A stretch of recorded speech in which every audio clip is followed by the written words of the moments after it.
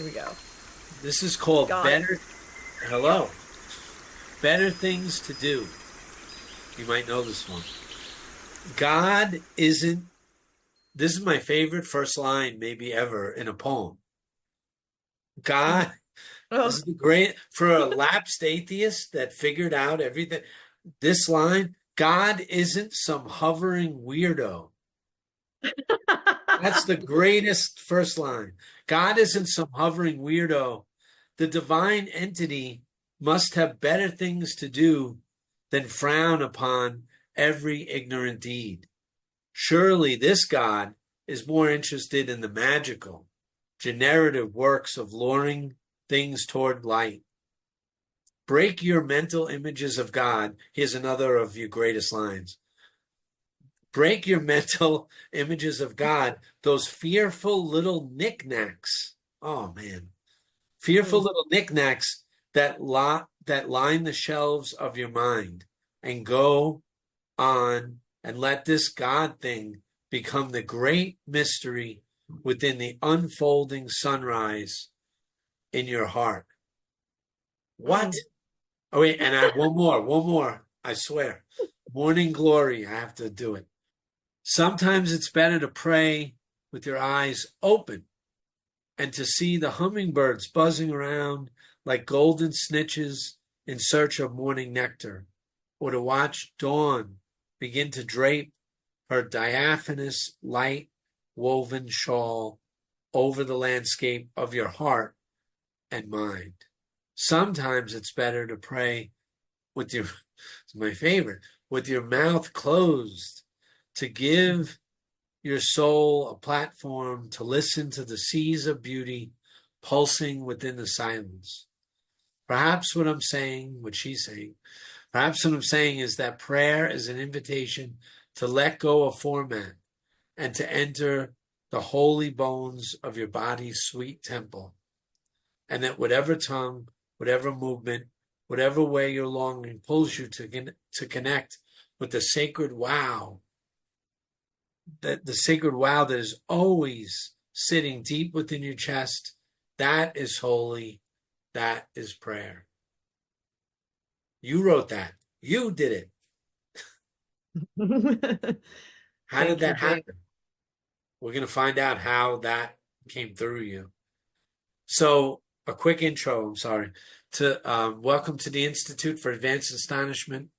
I'm James Plath, your host, and before we get to our guest, let's begin with this. And I know you agree with this because I read your poems, and I've only seen, I said it and you said it separate and now together. To put it simply somehow, there's a great joyous mystery here, and it's within you, and it can't be believed, it has to be experienced.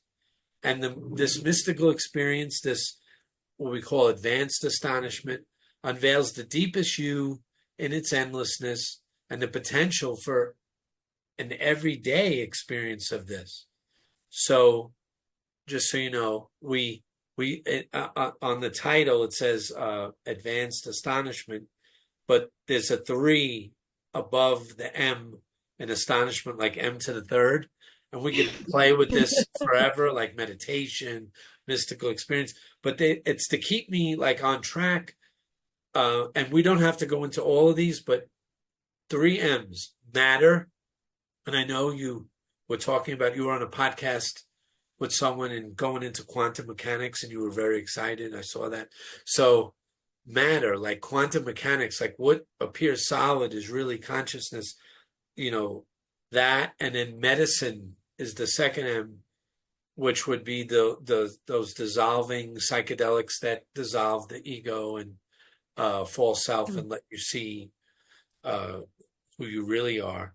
But in this case, the medicine could be like you with Fred and Rumi, astonishment, medicine, poetry that just goes in and it just explodes inside and like a seed, and it just it wipes out like good medicine. It wipes out like a vaccine. It wipes out things, and it keeps all the good and gets rid of the bad.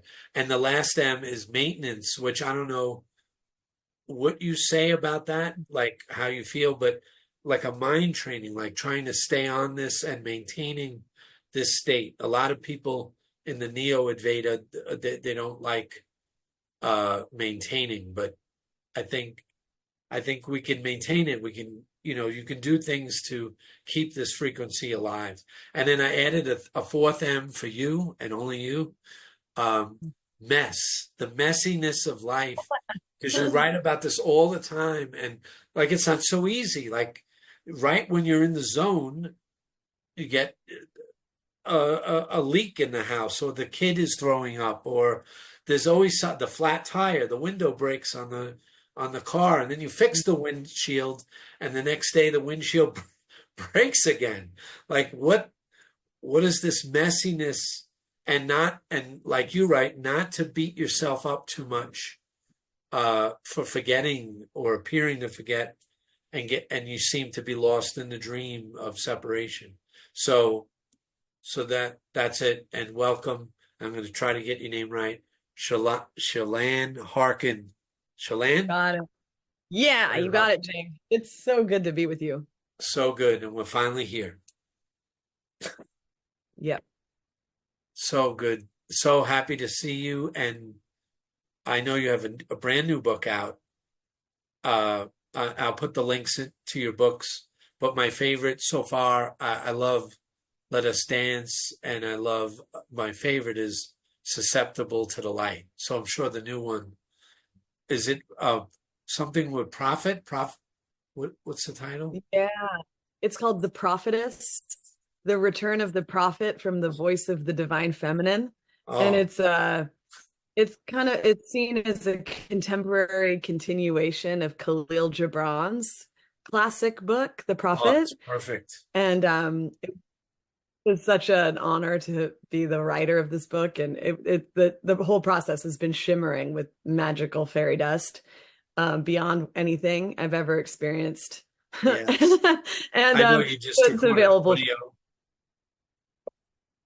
Yeah, I just finished the audio, and that was a joy. The audio engineer with this studio called 48 Windows was so beautiful, and we became pretty good friends and had there was some wild synchronicity mixed into that. Yeah. So to start, like here, I just want to give you a tiny intro to what I'm trying to do here in the podcast is I always, in the back of my mind, I'm imagining like a baby in a burning building. And we talked about in a private, like fires coming to burn your house, like California fires or Washington fire.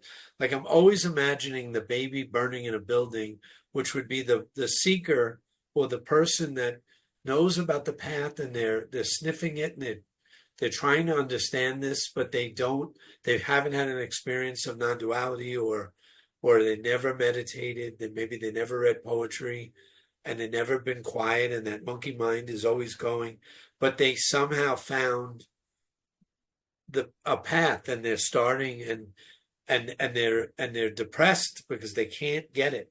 So I want to put tools in the astonishment toolbox of how to get to this, and your poetry to me gets to it, and we know it's not the words, but the words can plant seeds that can blossom. Mm-hmm. Mm-hmm. So that's what we're about. So it's not about talking endlessly about stories or anything. It's just, how do we help people that are really struggling on the path? And I know you're all about the mess and the struggle, and you have 2 kids and you're married, and you're not avoiding it. You're not going up to the cabin on the mountain. Sometimes you take that retreat, but it's about being able to bring this into the city, into the life, into your everyday. Yes. Yeah. And for me, that's one of it's important to share, not to help people identify with their messy narratives, but because that can also be, I think, a lot of the reason people get stuck in these places of of depression, of frustration, of separation, of all of that is because there's not as it's growing, I think, but there needs to be more representation of how to work with that, how to work with really with what is the Yes. energies that are alive, the most difficult, the most gnarly, the most unflattering, also as part of the path. And we see those things as things to resist, and then we get stuck on them forever because we're resisting them. So Yes. I talk about so that it's almost like a martial art, like a Yeah. an Like a Tai aikido. Chi. Yeah. Yeah, Aikido. so that those things can become not such obstacles, but actually entryways in. And for Oh, me, yeah, and that's important for me because I was ultra hung up on that stuff for a long time, and I was dying like under this boulder of my misery. And I didn't have any mentorship at that time. I had no idea about what to do to get out from under that. I was like a little seed that like could not get out of you're my hitting the little. cement. Yeah. Yeah. I The was seed going is, insane. And yeah, and because there's so much potential that we have and that wants to, and that's what I think the suffering is, like all this potential, all this energy that hasn't found the both the conceptual framework and the right practices and just the resources to really be able to blossom.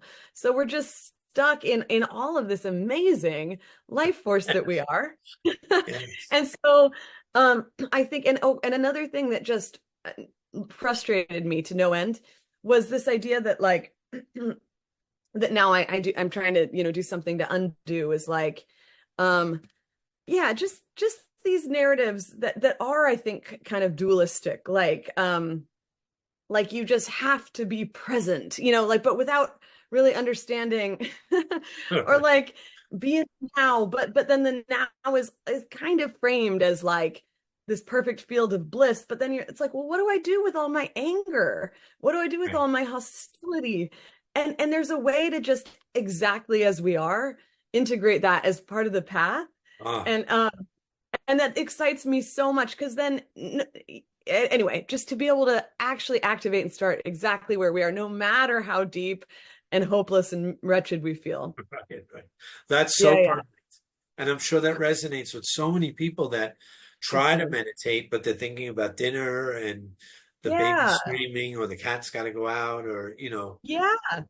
Or that it's not valid unless it's extremely comfortable and lofty and blissful. right. And And there is and that it blissful that in, like you wrote, in the silence, in that quiet, it's very, but then that's like what I learned.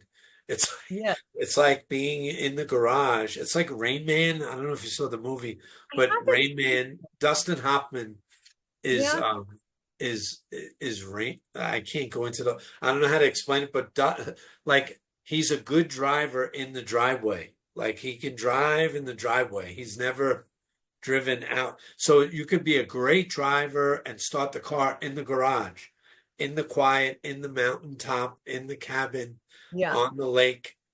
Everything you say, wow, we're all one. I see it. But then you have to go down yeah, to the city, to the people, to the world, and there's suffering and death, and it's just like Buddha. All of a sudden, he yeah. saw death and decay, and there's something wrong here. And how do you bring that home? Right. Absolutely. Yeah. And anyway, so yeah, I'm really excited about, I mean, I think that the main resource we need to be able to encounter really the shadow stuff that can Yes, just become such an obstacle to our experience of our real more ultimate truth of our nature. yes, We need to feel really safe to do that. It's well, that's just good. overwhelming to our system to encounter some of these deep-seated subconscious fears. And so we need sound voices to have experienced this who can with some authority like take the shame away from That's these beautiful.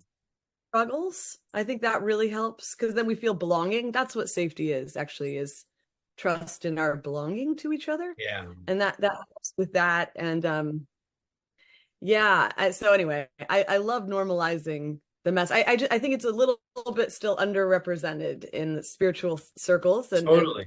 um Yeah. in a good way, in a way that holds in the balance the mess and the ultimate, Right. because they're in a relationship. So Yes. anyway, Yes. yeah, it's I remember early on when I first started to see all this from the desert, from the quiet, which is so yeah. safe. Do you want to get coffee? You good? Um, Oh, anytime you want to break, just let me know. We pause. oh no, Um, we can go a and long I time. read Merton. I don't know if Thomas Merton's part of your path, but Thomas Merton was my mom. My mom, I was the big atheist, and my mom would seem to be, from my perspective, this simple, too. Yeah. She give the shirt off her back. She was so simple, and to me, that was naive. And in this crazy world, she was so. And she said, maybe James Thomas Merton would be the one. She tried to extend a lifeline to me, and because he was this radical monk that didn't, the Catholic Church didn't really like, because he said Catholicism could use a little Zen in order to Uh, not sound so ridiculous. And so he said these yeah. things. But Merton said this line in a book. When my mother died, I started to read him. And there was a Wow. line that said, "What the wise go to the desert. They go to the quiet, to the silence," which you write about. They go Mhm. there, but then they always return to the city. They always, and I read it, and Yes. it just rang a bell, and it stayed with me, even though it didn't seem, I didn't understand. And years later, Yeah, I understood what you're saying, that yeah, you can get it, but then you have to go to the supermarket, and you have to go to your job, and you have to deal with people, and you have to deal with things are going to go wrong and seem messy, and it's not absolutely. perfect. For sure. Yeah. And that was my experience too. So at age 21, I had this really profound, well, 21 was a big year in a lot of ways. And one thing that happened, I learned about hypnotherapy, and I was fortunate enough to receive this amazing session, this really amazing method. And in that first session, and I had so many limiting beliefs about myself. I thought maybe this will work for the other 8 billion people in the world, but I'm beyond repair. It's not Right. gonna, I'm too Hopeless. fucked up. There's just, and so, and in that, and in that first session, because what hypnotherapy does is it puts the system, the monkey mind, and all of its deeper subconscious fear reactions, which can do such a good job at protecting Yeah, us from actually who we really are.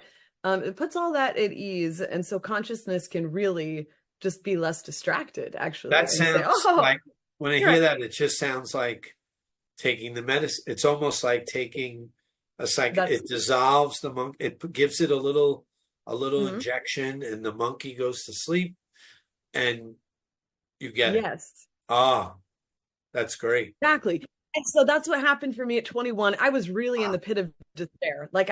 That's one of the good gifts of my life, is that absolute inability to like continue on happened relatively Wait, you early. wrote about so beautifully, and I agree. I say you Hafiz, and I say sometimes you have to be. I'll put it in my words, but you say the same. Hung upside down, like Suge Knight hangs somebody outside a window. You have to be hung upside down and shaken of, you know, Abs- yeah, shaken up. yeah, Suffering is good. totally. It And but sounds bad, but it's good. yeah, it is, because what it is it's showing us the limitations that we have taken to be ourselves, that and it's a soul rebellion, actually, what suffering Oh, is. it's beautiful. Soul rebellion. I never Yeah, heard that. That's it's so perfect. isn't that cool? It's our truth saying that this isn't the Yeah, right enough. this Yeah. right habitation. This is far from it, Oh, and let's transform. So, and that's another thing, just how we define suffering, that so needs to be remade. But it was after I had this experience of myself as this, I mean, absolutely I mean, eternally healthy, happy, and whole, completely well essence of intelligent, joyful fountain of light, essentially, is the best way I could describe it. Perfect. After I had that experience, I had all this bundled up energy inside of me that was too, again, I was too scared to enter because I was identifying with it. And then after I had this cracking open, it's not that that all went away and I was on bliss cloud. It's that then I was able to go into that. I was able to encounter it because I knew it wasn't me. Yeah, And yeah. yet I knew to hold it was going to impact the expression of this fountainous golden awesome light. And I didn't want that anymore. I didn't want to live like that anymore. I didn't want the expression of this to be so distorted and muffled and messed up because of all of this old pain. And Yeah. so, but then there's been this incredible, yeah, this other piece of the journey, which you could call maybe the feminine, but bringing consciousness into the body Yeah. and and then redefining these trapped energies that we've called liabilities, that we've called, hazards, which are the reasons that we've been so dissociated, liberating them and actually finding, oh my God, they revitalized my life and they give me poetry and they give me wisdom and they give me compassion when they're unlocked and freed and returned to life rather than hidden and stored and leveraged and controlled. Does that make sense? Totally. And I think what you're saying is most people try to either drink their way or some kind of addiction. They avoid that. But I always use this example, and I'll do it fast. Malcolm X sat with Farrakhan. What was it? Farrakhan? No, Elijah Muhammad in a diner down south during the civil rights. And Malcolm X said, I want to show the people the truth. And Elijah Farrakhan showed him and I know you know this kind of glass, like a glass of water, but it had like whipped cream. You know that old glass when you take a drink and it's so cloudy and it has whipped cream and it looks like it's been through a war and you can't see through it. It's a cloudy. And he said, all they know in their perception is this. And he said, you have to show them this. And he pulled a crystal clean glass of water out from under the table.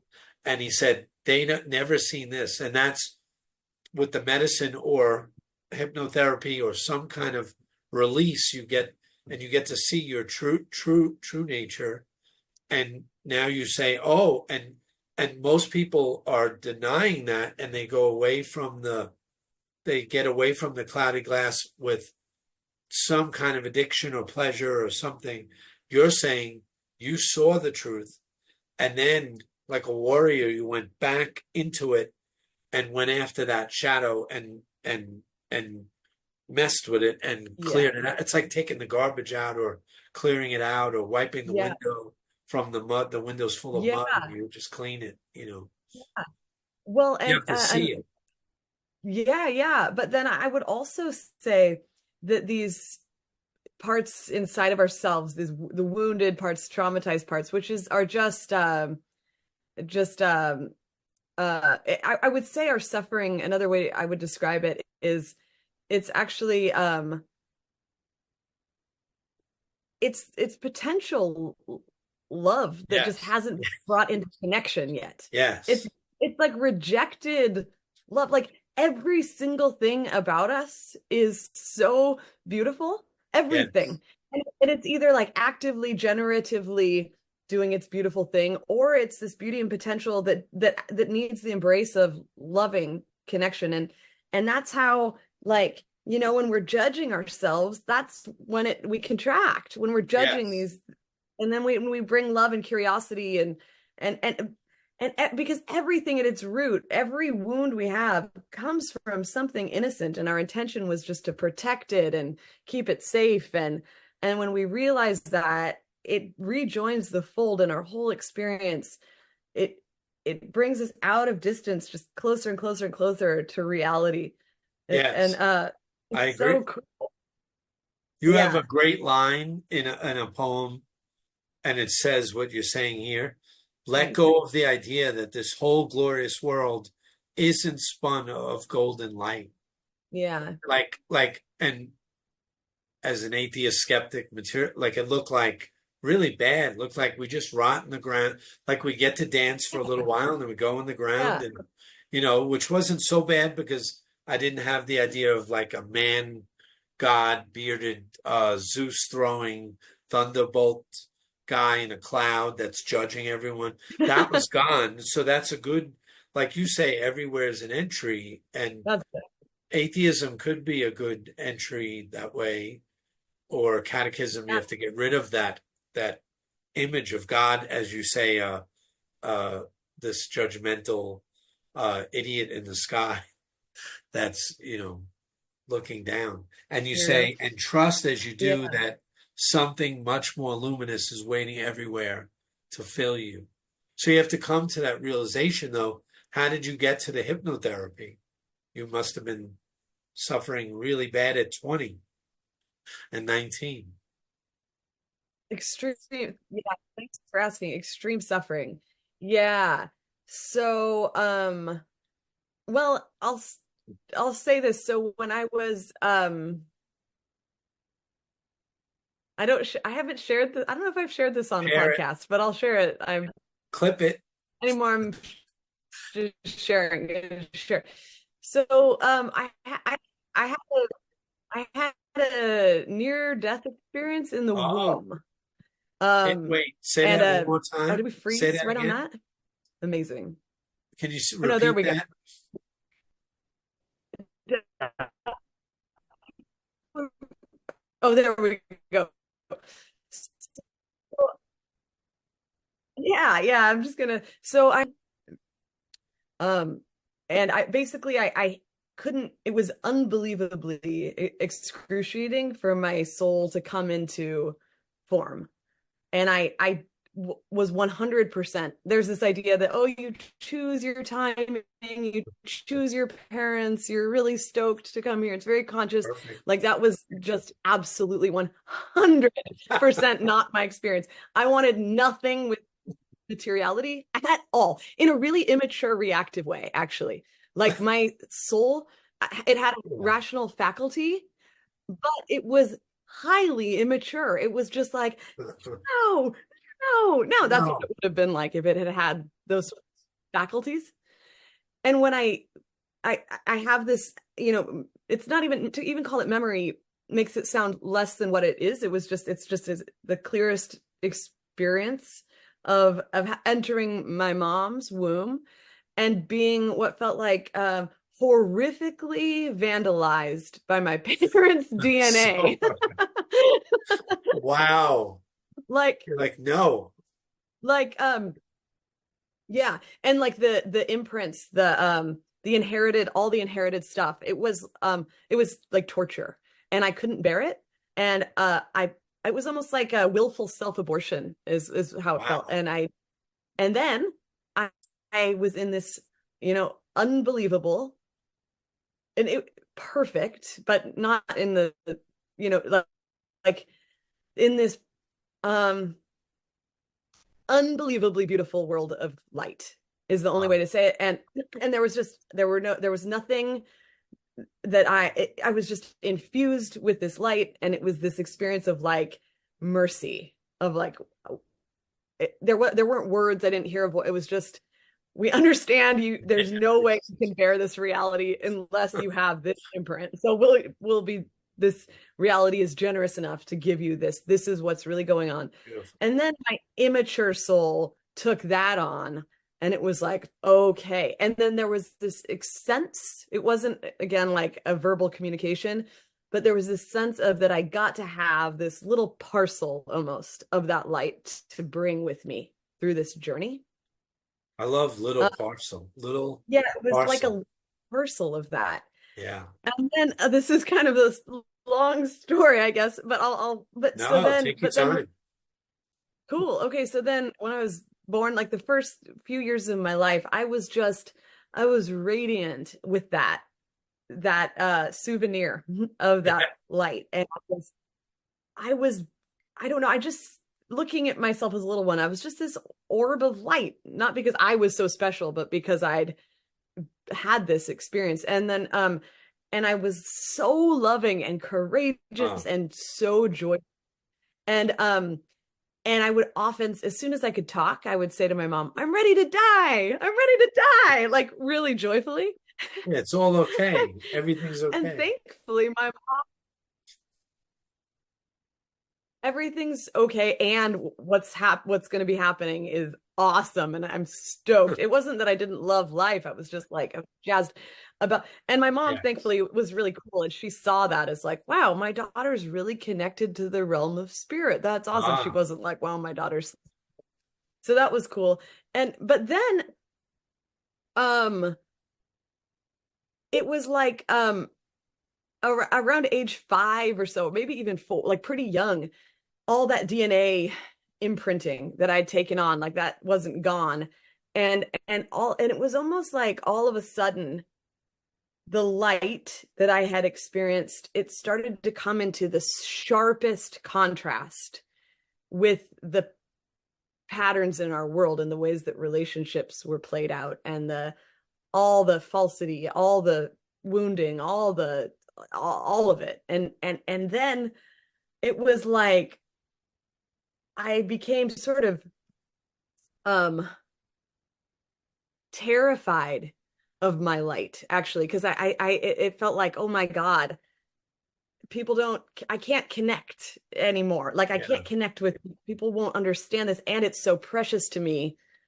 I don't know what to do, and I didn't have the language, to explain it all. And sure. so I just like and I needed more just human connection and belonging. So I thought the best way to do that was to play along and just to do all I could to Right. bury everything real and true about me. And so between really the ages of 5 and 21, um, or maybe 4 and 21, All right. that was That's my perfect. practice, was burying myself alive. But yeah, but because I'd had such clear awareness and there was a power in my soul that needed to share that light so much, there was a lot of energy. It really was deadly for me to like, it took all of my life force to bury. It was like constantly having with all my force to Did push it you down. did you during that feel Yeah. that little inner voice way beneath, even when you're on a psychedelic, sometimes you have a bad trip, but underneath there's an inner voice that Yeah. says all is well. Was it there, like even faintly, to guide you from 4 to 21, or did it disappear? I think, good question. Well, I think this is kind of the thing. I think it's always there in us, but we don't get to enjoy it really or receive its Right. benefit. That's the main difference, I think, until we do what we need to do to come into right relationship. So Yeah. it was interesting. It was like I had made a vow almost um to like it was, I just felt so, I did feel really hopelessly trapped in these sort of patterns, and I had really gotten myself lost. And yet you're right, I mean, we're such layered beings, Yes. and there was a part of me that could never deny that Yes. light. And So it's yet, like an amnesia. There's an amnesia, but yeah. then that faint little Mm, voice that stayed with you, that let you not put a noose over the yeah, beam and kill, you didn't put a uh, bullet. You stayed for in there. sure. Yeah. For sure, but close to it. Right. But it was like willful amnesia almost And at did you, once. Because from 5 to, say, from 12 or 13 until 20, 21 yeah, hypnotherapy, did you fall into the arts and poetry, and so, did you have something, some kind of feather bed to fall some back kind of on? outlet, Or, yeah. some kind of outlet or something. A good question. So when I was 17, that's when I discovered poetry in a creative writing class, free verse, and that was the Uh, yeah. beginning. There was a social there was a platform that was validated by my society where I could just be free to write truth. Right. And I also at that time became acquainted with an amazing, he's an international poetry slam winner, and an extraordinary poet. His name is Anis Mojgani. And I became, so I heard I heard him recite his poetry, and that was my first experience of like, poetry Oh. is a force. I remembered experiencing it as like liquid silver or something, like electric liquid silver magic. And it was cool, which appealed to my 17-year-old need to be cool. And then and that was right as I was discovering poetry. And then the best part, like truly, I'm so grateful for him. His name was Paul Woolery, or is Paul Woolery. And nothing was working for me. I was so locked down, like we weren't getting anywhere. And he had the wisdom to read me a Hafez poem one day Oh. in therapy. And that was my first introduction to mystical poetry. I didn't even know what the word mystical meant. But in that, it was a short poem. For the duration of that poem, all the armor around my being was Oh, unlocked magically. That great. felt impossible to unlock. And I felt I was able to connect with this part of myself that was alive. And it was a destiny moment too. It was clear as day. It was undeniable that whatever that poem was, I didn't understand. I didn't know what mystical meant or anything, Right. but I knew whatever that poem did or was exactly what I was here on earth to do. And so all that happened at once. So it's from 17 to 21 that became a really, really important outlet, poetry. Oh, amazing. I remember when Yeah. I was an atheist for so many years, so most of my Freezing. friends on Facebook were atheists. Frozen. Oh, we're frozen, I think. Oh, Most of there we my, go. can we hear? Wait, I'll pause. Ah, So most of my friends were atheists, and I remember the day that I posted a Hafiz poem, and I alerted my best friend, and I said, "Please get ready. I'm going to." It's like coming out of the closet. Like I'm coming yeah, out of this, and it was it is 2015. out. Yeah. Yeah, it was coming out. I think you might have written about that. Someone wrote about it's like coming out, and I said just get ready because they're going to attack this thing, and you have to back it up. And I posted it from the woods. I was camping, and I said Hafiz, and I posted this beautiful poem, and no one attacked it. It was fine, and not one bad It's a comment, and miracle. everything It just feels like a that was the miracle. switch. Yeah. Thank you for doing that. It takes incredible courage, right? It Yeah, really, because you're throwing it out to like thousands of people that are hardcore atheists. Maybe they yeah, unfollowed me, I don't know, but no yeah. one attacked. No one attacked. It God, was a and that's great moment.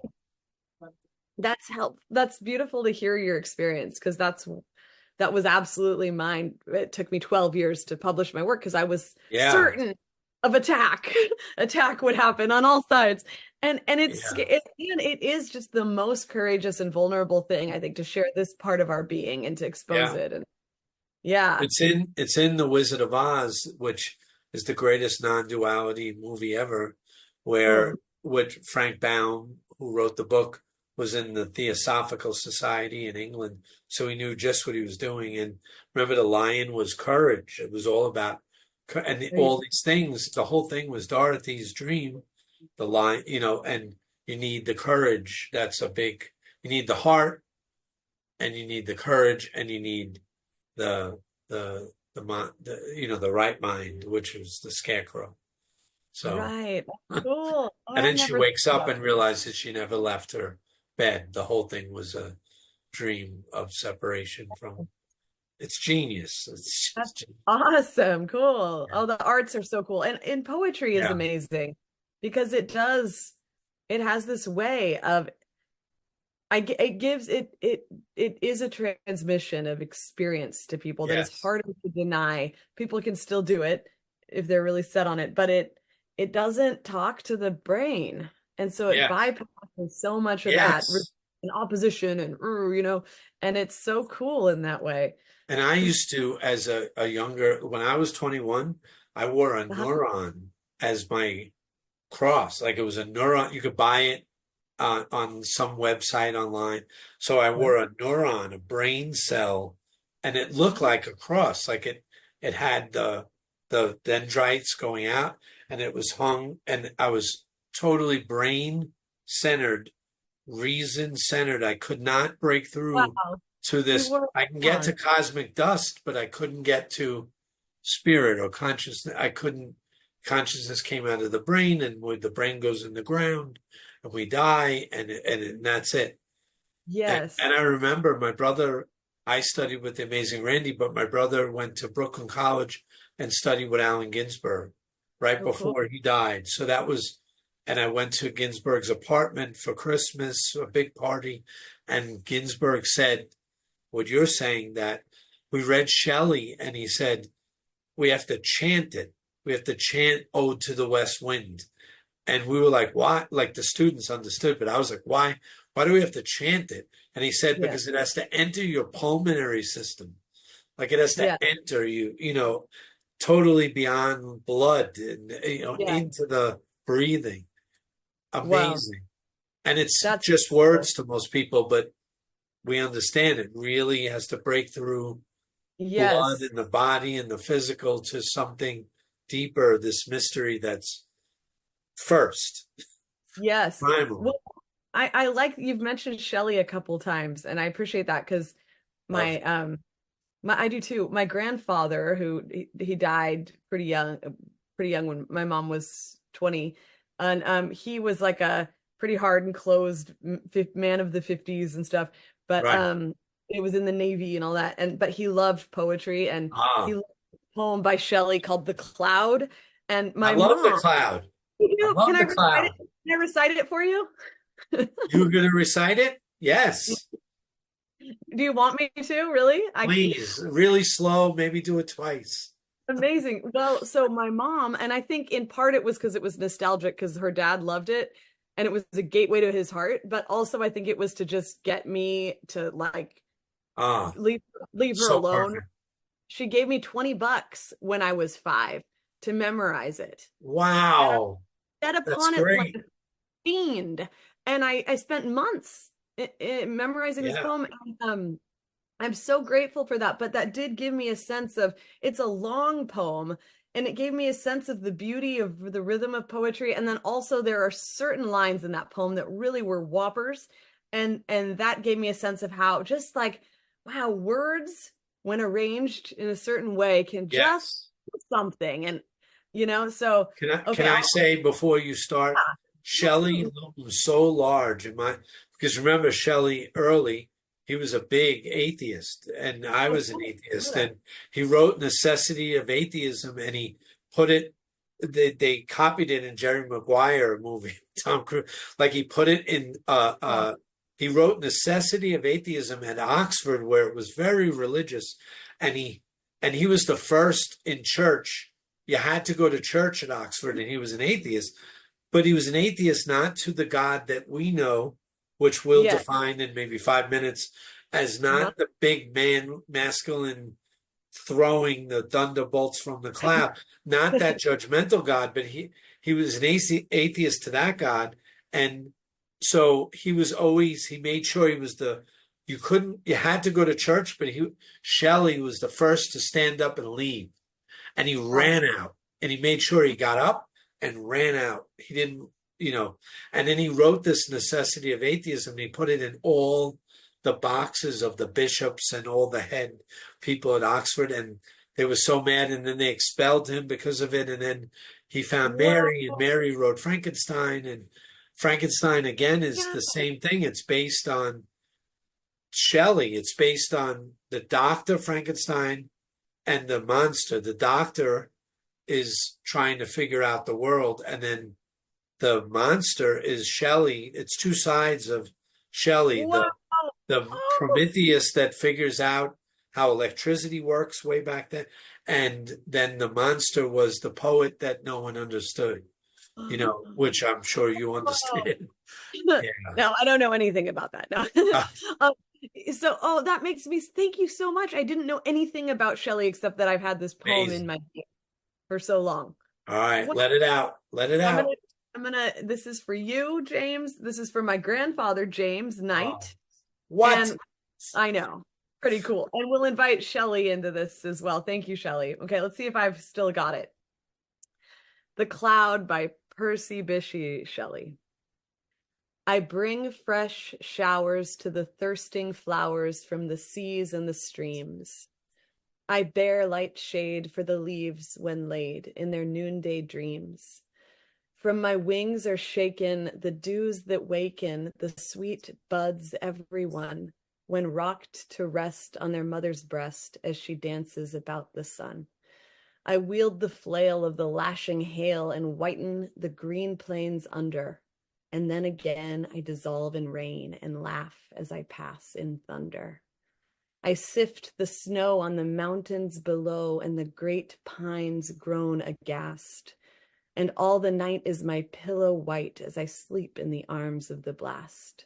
Sublime the towers of my skiey bowers, lightning my pilot sits.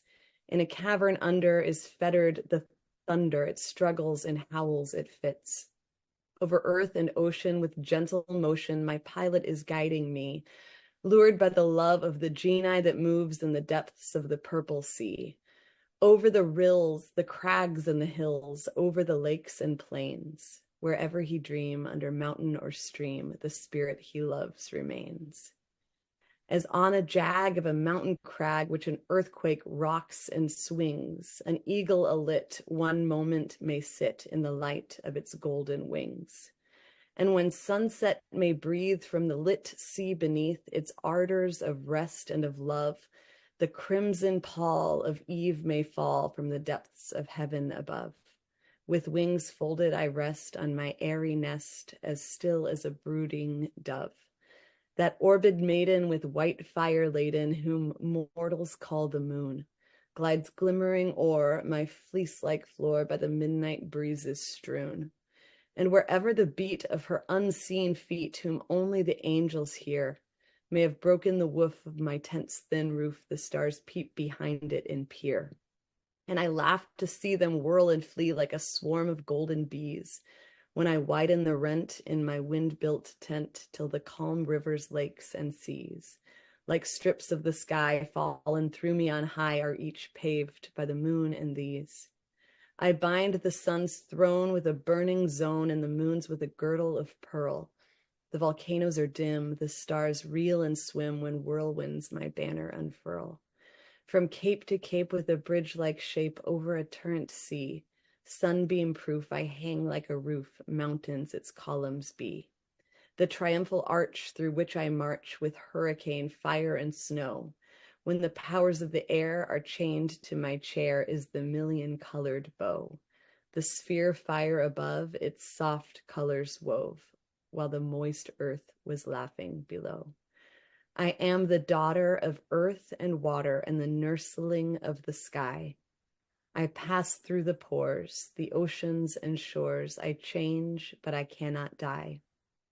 For after the rain, when with never a stain the pavilion of heaven is bare, and the winds and sunbeams with their convex gleams build up the blue dome of air, I silently laugh at my own cenotaph and out through the caverns of rain.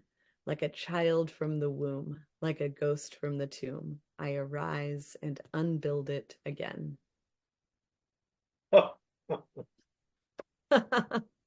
That, that, oh man, that was Michael Jordan-esque. That's the Oh, goat. That's so perfect, so beautiful. thank you, James. That was an honor to share that with you. Thank you so You much. nailed it. Oh, So, that's fun to share. I'm always surprised as it continues to roll out of me. yeah, it just comes, right? Plums. Yeah. But it's beautiful, actually.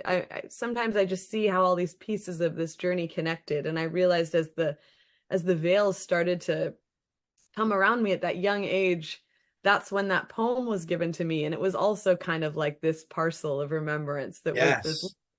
light, like the breadcrumbs in Hansel and Gretel, that was one of the pieces that was leading me forward. That should be a book. The Parcel of Remembrance is so Ooh. beautiful. It's such a gift. And that's another heavy, you're right. You're friends with Daniel. The gift. The gift Yeah. is one time I was upstate New York in this cabin that was like so far up in the mountains in the Adirondacks and so Mm. deep. Once you go in, another 5 or more miles on a dead end road to get to this place. And it was like summer and there was still snow on the road as you're Wow. driving. And I went to Cool. this place and it's a lodge in the Adirondacks. And this guy poked his head in. I'll never forget. It fits what he poked his head in and he said, everyone was hiking and I was just sitting there drinking and reading Hafiz and drinking wine because I Wait. just got there and a head poked in and he said, man, he's in this room, this beautiful room. And he's like, this looks beautiful. I drive by it all the time, but I never came down the 5 mile road to get into the heart of this place. Should I stay? And I said, are you kidding me? I was like the greeter. I said, Wow. stay. I'm in this beautiful room with a piano and, and they cook meals for you. And he said, I'm going to call my wife and I'm going to stay. So What a this happy face, and then he's gone. And I know he's at checkout and I'm drinking my wine and I'm reading Hafiz and Rumi and he pops in his head in and he said, I'm staying for one night. My wife said it's okay. So I don't want to bother this guy, but he shows up at dinner and we're all at this table. And he says he works at the university not far away at Lake Saranac, New York. And right away, my mind, even though I was awakening, I went to, I hope he's a philosophy professor or Oh my God. physicist or something very esoteric. But you ready? He says, this nice guy, and the whole time he never gave his name. He never had a problem. He was so light where you can see through him almost. And he said, no, I'm a mailman. And everyone was like, ugh. And I said, just do me a favor. He said, when I give the mail to the people at the university, I'm just a mailman. I give the mail. It's like giving a gift, like what you just said. Yeah. It's a gift. And I said, please turn over the book that I'm reading. I had it turned over, Oh, and you know the book. And he turns over The Gift by Hafiz, and he lights up, and everyone, it was a beautiful moment. But this guy was 3 steps ahead and just kept going on and on. And the next time I see him, he's at the lake, and we're all looking out. But this guy's alone at a table and just smiling. And then he must have stayed there. And the next morning, I said, I probably won't see him again. He's going to leave. And as luck would have it, as I walk out, his car is running at checkout, and he thanks me, and he's so happy. And wow. yeah, it was just the most thinly veiled, non-esoteric face Uh, of God. He was just right there. And he told this joke you might know about a guy who paints cathedrals. Do you know this joke? It's a guy no. who paints cathedrals, and he keeps seeing a gold phone. Like Okay. in every cathedral, there's a gold phone, and it says $1 million to call heaven, or so $5 billion to call heaven. Every cathedral, but then he goes to this one place, and this guy's telling a joke in this lodge, and he goes to this place right here, and it says 5 cents to call heaven, and the guy went to the main leader, the priest or the monk or the abbot, and said, why is it only 5 cents? And the leader said, because it's a local call. It's a local call, like you're already here. Oh, Ah, and this guy told the joke, yeah. and we Oh, all laughed, and then he disappeared, and he was so light. You know those type of people that, yes. you know, it was like Well, seeing the yeah. light without the. He had some flesh, but otherwise no story, no monkey mind, no Yeah. complaints, no anything. He was just shining and so happy, and then gone. No name, Wow. no nothing. Yes. It's so So can good. I How, ask yeah, you? how extra good that he was a male. Yeah. Yeah. A mailman giving gifts. So can I ask you, for people that are listening, and I hope you'll read something soon, but for people that are listening, what was a trap for you? I guess you're saying, I mean, one of your main themes is the trap. Yes, that book right there, that top one. Uh, the Yes. susceptible to light is just it's murderer. It's a hitman. It's a hit Yes. woman. It's a hit woman. It's just an It's an ego murderer that just murders. But if you had to give one trap, besides your theme of don't chase the bliss, right? yeah. What would your trap be that you could fall into on this search and you get caught in this thing for 20 years or something, or 10 years? Oh, that's a great question. Um, Maybe I'll answer that with a poem. All right. Is that the gift in your hand? Oh, that's the gift, and That looked like he the gift. signed it. He Oh, signed I it know for you me. know him. I know you know him. I can't tell you what that was like to get a package of Try. books Yeah, I can. from Daniel freaking Dinsky. He loves Christmas. He's Jewish, but he like is obsessed with Christmas. And Yes, I was an atheist and obsessed with Christmas. there you Same thing. go. Same. Yeah, and so and he's got a massive heart, and he's so generous. And so he Ah, just sent me. There was this time. It was a peak moment. I was getting boxes upon boxes of packages from. I was getting gifts. The gift, oh, but that's it. piles of gifts from Daniel Ladinsky, and I was still, 2 weeks prior, I'd been an absolute no-name private poet. That's how And it works. oh Yeah. my God. So let me see. Ah, I'll read this that one of my favorite, while you get set, one of my favorite poems in the gift book that hit me in that lodge when that guy came.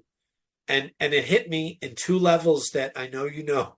You know these two levels that most people might not believe in, and I would have never believed as an atheist. But that astonishment level, like you get it and it hits your heart, but then you get it in like what we call real life. So yeah. Hafiz talks about don't break the wine glass. Like when you break the wine glass, it's like don't judge. When you judge yourself as something better or worse or them, Yeah. it's like you break the wine glass and now and what hit me was that night I'm drinking it in a little tiny wine glass. Not They didn't give you a beautiful big one. They give you like a dwarf wine glass. It was so small. You had to hold it like this and you could barely fit the wine. And I'm drinking it and I'm drinking. And that day I break the wine glass. It dropped in the Ooh, bathroom because they had to use the bathroom wow. so in the bathroom, and that's the worst place because people take a shower and there's glass Right. shards everywhere. And I felt so bad. And I go to the people and I say, I broke and they're so kind and they clean it. I Good. cleaned up as much as I could. But that idea of don't, there's a line to this beautiful frequency of this mystery that you call this joyous mystery that's in, and if you judge or if you separate or if you Yeah. break the wine glass, and I saw for 1 second the wine glass drop and it breaks, yes, but if you remember, it's as if the wine glass reassembles and comes back in your hand. It didn't do that in real life, but if you awareness makes the one you can drop it and quickly reassemble it and be right back in the moment. And it's all about getting quicker and quicker home Wow. back to the one and not that it's a catastrophe and look there's glass shards that Yeah. are going to go and feed and it's going to cause a problem. No, bring it. Remember as quick as you can and remember who you are. Sorry. Yeah. No, I love it. And I think that was life telling you just needed a much bigger wine glass. Life Oh, was like, that's so beautiful. I never thought of it that. this Yeah, is I had a tiny, it insane. was that big. I This never guy is thought. made for Thank dwarf you for that. wine Yeah, I glass. need a fishbowl. I want to get you a wine glass that's absurdly sized. Oh, that's so beautiful. And then the idea of like a fishbowl wine glass goes to the Yeah. fishbowl idea that if you put a fish in a little bowl or a turtle, it'll only grow to a certain Yeah. extent, but extend it to this limitless that you know about, endless tank, and then you have no lack and you'll grow wider. You don't Yeah. want a prison cell, you want it open. All right. Exactly. So Shut up. you asked, no, I love this. Is you asked what are the traps? And I think like Trap. Yeah. this, and what you were saying is exactly these judgments that we Which can book get is caught. this? Which This one? is wild. This is Wild Grace. Oh, I love. Thank you. And I find that the best prison cells are the beautiful ones, and Yeah. that Wait. you know, Wait. I'm sorry. This yes. is Brooklyn, New York. You have to keep. Oh no. So Brooklyn. So did you ever see the movie? I can't think of the name, but it's Jim Jarmusch and Roberto Benigni's first movie. And in it, it's Roberto Benigni, who's Italian, and he knows only a few words in English, and Tom Waits and this other Oh, great cool. actor, and they're in a jail, and Roberto Benigni, he's not going to have it. We're in jail, but I'm going to draw a window on the wall. So he takes some chalk and draws a window. And that's sort of what you're like, let's dress it up, let's open and expand. And then you finally see that you're not in it's an invisible jail. Exactly. And then the prisons that we choose to keep ourselves in are the ones that we think give us something, that Yes. we Oh, avoid that's amazing. I love so you're away. saying we even choose which Yeah. prison we maybe unconsciously before and we don't know it. And yeah, the movie's Down by Law, by the way. It's Roberto Benigni's first movie Yeah. in the country. And he has this little book of English words. He has no idea. So in the movie, he's trying. He's Italian, but he's trying. And he draws the beautiful, to break out of the prison, he makes a window with flowers. And they think he's crazy, but it expands. Like you're saying, it expands and finally it breaks. Totally. And then we have this limited, that sounds awesome. We have these limited ideas too, like if we're a mystic or whatever, or if we're a spiritual teacher, we can't also struggle with anxiety, or we're Yes. all it's actually a very dualistic way of thinking about things. And then we're afraid of losing the beautiful part that is true, but it's a fragment. And so then we can deny, and then it all becomes distorted, and like a three-wheeled car that we Yeah. crank around because Oh, I love three-wheel car. That's you know. So yeah, anyway, yeah. so this poem just talks about, I mean, I guess it's just about letting go of the trap or the prison of the flattering fragments that we try to stay in, so we can get, again, social esteem and security, so that we can get these survival points. We have to be willing to continually lay down all the things that are That's survival great. based, for the eternal, for love, for freedom and love. Wait, can you say that again just for like you just said it Absolutely. so beautifully. It's poetic the way you speak. You have to continually lay down. Yeah. What? What? Yeah. Continually Yeah. lay down The or Thank you, James. Like the that's big. motivation, it's huge. The motivations in us that are survival based, because those are the ones that separate us, So right. right? That's And yeah. it's not when we come from love or from more of a unity place, it's not like we don't care about survival, but Right. it's survival that's couched in we're in right relationship with it. And it's Yes. not competitive. It's not I win, you lose, look how cool I am. It's more of a service flow of Yes. relationship. But And that's so like you're giving almost like a hierarchy, not a hierarchy, but like yeah. spiritual maturity. Like at the low level, you just want to survive. And I saw it in my father. My mother was the mystical, not Yeah. claiming it. She never knew the word mystic, I don't think. She just lived it, embodied the love and the open. And my father was lock the doors and lock, survive. Yeah.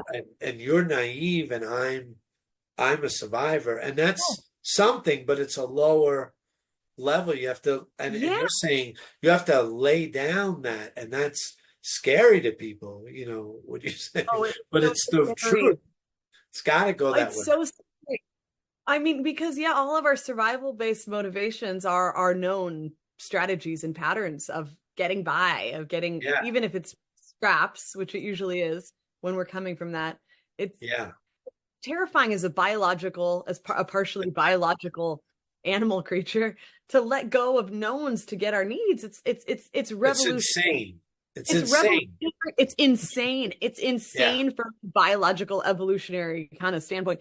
And then it's insane and it's amazing that as humans we even have the capacity and actually a drive on Yes. some level to that. It's so cool. We're such fascinating Genius. creatures. Yeah, we're geniuses with amnesia. Like we're Yeah. this genius that can get at it, could do anything with it. We inhabit within. I know you're going to say something great. Oh, I'm so sorry. All No, the I'm so power of the universe. Forget about the power that goes out in Guatemala. The power of the whole universe is within us, but we have no idea, and we act like we're these, like you said, like lack and these little things, and we just survive. And meanwhile, we contain yes. the whole Fort Knox of power. Totally. Isn't that amazing? And something, just a quick nugget that's just been really so exciting to me lately is thinking about my deep sense is that this kind of crux of time and our human art, the arc of human history right now, we're actually in a process collectively, I feel, of redefining the terms of evolution from Oh, being that's the beautiful. from being the best at surviving, of amassing the Oh, resources that will ensure survival, to that actually creating so many to that creating so many problems, this competitive model, that it's actually giving us less of an advantage because we're oh, scarce, mentally ill, and we're extremely lonely. That we actually have to lay down that whole paradigm of yes. me versus you, and completely open our hearts and actually in revealing these vulnerabilities, which by evolutionary animal terms to share our struggles is like it's stupid, because you're not the best, but we have to open our hearts to be able to It's heart actually. over mind, and it's this battle of Yeah. heart over mind. And Yes. and when you're in the mind, you think that's number one. Like I always thought, Yeah. mind. Everyone else is naive. Heart Yeah. is just a metaphor. But when you get into that real heart that you're talking about, it's unstoppable, undeniable. It's the truth. You have to Yeah. cross over that bridge though, and that's the Yeah. fun. It's like a process, you know. Yeah. Yeah. Exactly. And we would, I think most of us would never choose it unless our suffering got to such a point where we had to Yes. take that Trauma. leap out of exactly trauma. and Yeah. and we keep compounding our trauma through acting in these separated Wait, ways. And wait, to make it lighter, yeah. Meister Eckhart said it beautifully, like when you play hide and seek in this Yeah. 13th century, right? 13, when you play hide and seek, and I know you did this, and people that are watching, you want to really hide, right? When you play hide, you want to go maybe I'll take a cab to the next town. I'm not getting found, right? So you Yeah. go really far and you find the most genius spot and you hide. And that's good for a little while. But when you Yeah. don't hear anyone even go looking for you, it's not fun. And so my Stackard said, you want to let out a little, you want to be found. You want to be found at some point. And that's what you're saying. Like, yeah, we can get lost, but the whole genius is to be found. Don't Totally. be too clever. Don't go so far. Don't go hide on Mars. Sure, you Yes. win. You win the game, but Win. What do yeah, you you win? don't come home. Yeah, you wanna come home. The fun is the interaction where you hear the breath and the person looking for you and the little scuffle and they might find Yeah. you in the excitement and you let out a little clap or a little noise or you knock and Right. that's the whole game. And we don't You're even realize, so but that's right. playing no matter what you're doing. And you write about that about grace. Like it's happening, Wow. whether you're doing it Wow. or yeah, you can't control it. Just shut up and That's a great. watch No, what's that's a happening. great metaphor. That's a great metaphor. Yeah, we don't really, I mean, imagine if we were playing hide and seek and we were never found. That would be a crisis. That's a nightmare. It's the And we worst. nightmare. That's Yeah, another you've kind of got to movie, cough. maybe that. You have to cough. And Yes, then they turn and you go, oh, and then the game is on. you're So right. it's Oh this my God. little delicate, weird physics of finding Yeah. yourself, hide and seek. You know the whole thing. You write about it in every poem. It's all the beloved. You wrote about it where you quote Rumi saying the whole point of me coming here is to find the beloved, which is Yeah. really you, and that's the whole Yeah. game. And when you're onto it, but when you're not onto it, it's a nightmare. Gas prices are $6 and I can't feed Yeah. my cat and I can't and it's a nightmare and that suffering like in a dream, the biggest squeeze is when the fire is coming at you or the flood and you go, what the fuck? And you wake up. So that suffering, Yes. which is all you write about, No, the it's true. mess of life And is waking you up. Sorry. it's so true. No, I love this convo. I'll read this poem. It's called Fully Human. And it's, again, it's Ah, not about, oh, we should be more emo and cry more. It's not about that. It's about that we should liberate our life force from identity holdouts. And we do, and we get so trapped simply because we reject these parts. And when we embrace them, it doesn't feed them, it just liberates life. In its authentic expression rather than its forced, controlled, managed. So fully human. Comedians need a space to cry, and spiritual leaders need a space to share their insecurities and how vulnerable they feel. Religious people need a space to share their doubts, and priests need a space to confess their desires. Mothers need a space to wail about how we often long to escape motherhood, and parents need permission to curl their hurts into fetal position and cradle their hearts. It must be okay for saints to also have scuff marks, and for the monk to long to come down from the mountaintop. And mystics must be allowed to trudge through the mundane. To stay in honest and whole relationship, we need to be able to tell God we hate him now and then. For our light to go on sustaining itself, it must be allowed its shadow. that's amazing. Amazing. Thanks, James. Thank you. So just to not get too trapped in so when I became recognized, again, when I got some recognition as a mystical poet, and this part of me that I was so insecure about all of a sudden was getting all of this attention, it was tempting for a little bit to want to, I got into a place for a little bit where I was like, oh, is it okay if I'm just having a really hard, Yeah. awkward, messy moment? Can I represent that too? There was a little bit of that. And then realizing, oh, well, of course, whatever magic is coming through me poetically, it's because of the embrace of it all. And so that's going to be stifled and squelched and dead if I get, that's what the ego is. It's where we just get stuck in Oh, in one part of ourselves. And so it's just that's the trap, that it's just never ultimately worthwhile yes. to keep ourselves in. I call in my first book, I call the ego the TMF, the tenacious motherfucker.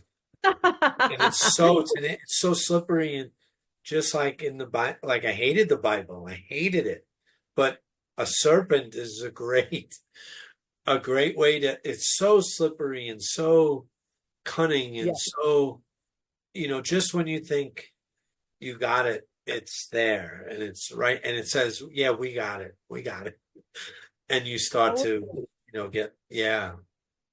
And I mean, really, the path toward oneness it really is harrowing for the ego because really nobody is better than anybody.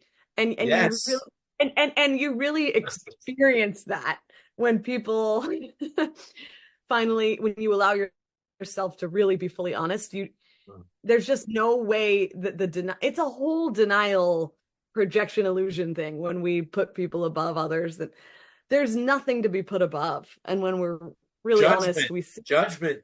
And you hear that thing and you go back. Remember, I was Christian, maybe you were, I don't know. And then you reject it. I rejected it my whole life. And you go back and you see, to judge another is to judge yourself, because there's only one thing going on here. Do the math. It's the only one. Yes. And it's to judge them. You're judging. You're caught in that little web, and it's so easy. And you see it even in non-duality circles, even in the most awake, supposedly, they kill each other online and everywhere. And you're not playing that game. You're not Yeah, doing it. God, and it is hard though. And but yeah, to the degree we put ourselves above in any way, we also put ourselves below, or we Oh, it's hoard some perfect. kind You of break the wine misery. glass. Yeah, And it breaks. we got, yeah, yeah. I mean, and it is freaky. I mean, we can't, and then because then we can't retreat to our little mind palace that says, "Oh, well, I'm better," when Right. we get scared or whatever. Which we're just, and I mean, we really are just, we're so intimately. It's amazing. It's really exciting. We're just so intimately connected with one another, Yes. and You can't the you best can't we get can away with anything. do. No, and the absolute best we can do with any strength, I mean, not strength, there are real strengths, but the best we can do, we ultimately, we can't leverage those at all over each other without really incurring our own misery. And the Oh, it's perfect. absolute mountaintop peak of anything beautiful we have is to serve each other. Yes. That's it. I ask this every podcast, so I'll ask you. There's the Absolutely. Bodhisattva, which I know you know. And do you know the Arhat? You might know Arhant, which is the one that goes to the Say mountaintop. again. Oh, the Arhat goes to the Oh, mountaintop, gets the whole thing. Wow, we're one. There's no separate selves. There's one. And they just stay on the mountaintop. They just stay, or they go uh-huh. fishing, and they stay away from. But the Yeah. Bodhisattva trudges down the mountain like you Yeah. are doing, and you're in the mess. You're in, and it was always, as I was awakening, it was always, which one is right? Like, you want, the Arhat is clearly right, that we're all one, Right. all is well. Don't worry about social justice. Don't worry about. But then the Bodhisattva still comes down and faces Yes. the social injustice, the problems, the wars, the person yelling in their face that they're wrong. Like, and it seems like Right. to me that the Arhat is right, but the deeper, I don't want to say it, but the deeper is the Bodhisattva gets in the Arhat's ear and says, if you really know that we're all one, you can go down and look in another's eyes, a redneck, a person that says, let's kill the Jews, or let's kill this, or let's get, and you can go look at them, and you can face the illusion, the problem, the separation, and heal it. And you could beam your beauty and your light if you're really and so it seems like the Bodhisattva is the real game, where you go back into the dream, and you might suffer like you're doing, and you go into the mess and you clean it up as best you can. You don't stay in the garage and run the Absolutely. car. Look, you start the beautiful car, 1957 car, and you start it and it runs great, and the everything runs perfect. Then you look at the dashboard, everything's great. You go, look, it's perfect. You open the garage door and you drive that car into the craziness of Yes. separation and you beam it. Well, oh, what you just said is really interesting. Can I read a poem that talks Yes. about the Read two, Bodhisattva? three. Okay, cool. I'll grab the book then, just a sec. This is exciting. Uh, Your poem? Is it your poem? it is. Let's see if I can find it. I hope I can. I like this one.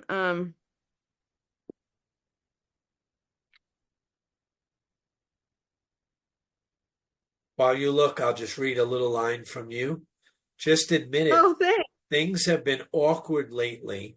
That's everybody, right? Just admit it. Things have been awkward lately. Let's just be honest. All you and the great mystery want to do with each other is to curl up close and warm in the fetal position together and snuggle. And that's the whole thing. That's the physics of it. There's a true frequency that's beaming constantly, and it's always on, but we don't hear it with the monkey mind and all the distractions and the vacuum cleaners and the noise and the deaths and the TV and the news and all the nightmare. But during it, we want to curl up with that great mystery, like you said, and snuggle, which would be the prodigal son coming home to the father, like that one that we want to come back home during the Yes. war. That's my favorite book. My favorite. Oh, cool. Well, so I feel like maybe one of the differences, perhaps you could say, between the Bodhisattva and the other one is compassion, actually. Yeah, but the like, Arhat is saying there's no the true compassion is all as well, because there's only God. So it makes sense, but again. Yeah. And maybe that's you're right. Yeah, and then I think, yeah, you're right. And maybe that is just them just vibing on that level, and that helps maybe call other people up. I don't know. But then you look out your window, you open the window, and there's suffering out there. There's suffering out there. Yeah. Yeah, and then this feeling of I feel like love is impelled in a way to go to the areas where there are parts that are wanting to come home to love, and that's so perfect. And so that there's not, and that there's some kind of value in attending to these places that yes. Love is like the GOAT. It's the greatest of all time. Love is the GOAT. Yeah. It's the Jordan. It's the Shakespeare. It's the Shelley. It's the best. Love is going to win no matter what. So at some point, what you're saying occurs. There's an action. You got to have an action. Yes. And do it in the world and actually see it happen, and not just know it in your heart, but see it in the world. And that's so amazing to see the world like a domino change, and you go, oh my God, people, look, I'm seeing it. I'm seeing the good over the bad. And then there's this, like, the sun doesn't ignore the bud and say, you have to wait until you're a flower before I give you my light. Right. It's unconditional. It's unconditional. It kisses it all the way into its blossom. It's unconditional, and yet it has this force that calls forth its potential. So it accepts it completely, gives the same love, and yet in that, if the sun didn't meet the flower where it was, this flower never blossomed. Yes. So I kind of there's almost, it feels like that relationship with So, love and the bud. so Or maybe what you're saying, yeah. maybe, and this is so beautiful because I never thought of it this way. Maybe like Yeah. the sun, like you're saying, Hmm. this beaming power of Yeah. everything, this perfect sun. Maybe that is the arhat and the bodhisattva at once. It knows it doesn't have to do anything, Yeah. but yet the beams leave, and like it's fine Yes. alone, but the beams are the bodhisattva. It's still beam and bodhisattva. They leave and they go, even though, and it's hard, they forget, they got to go, they have to leave the source and actually stretch so far into the world Yes. and touch it. And Wow. the game is not to forget that they are the source of everything. You did it, you Absolutely. nailed it, you answered it. And you enhanced it. Yes. And wow.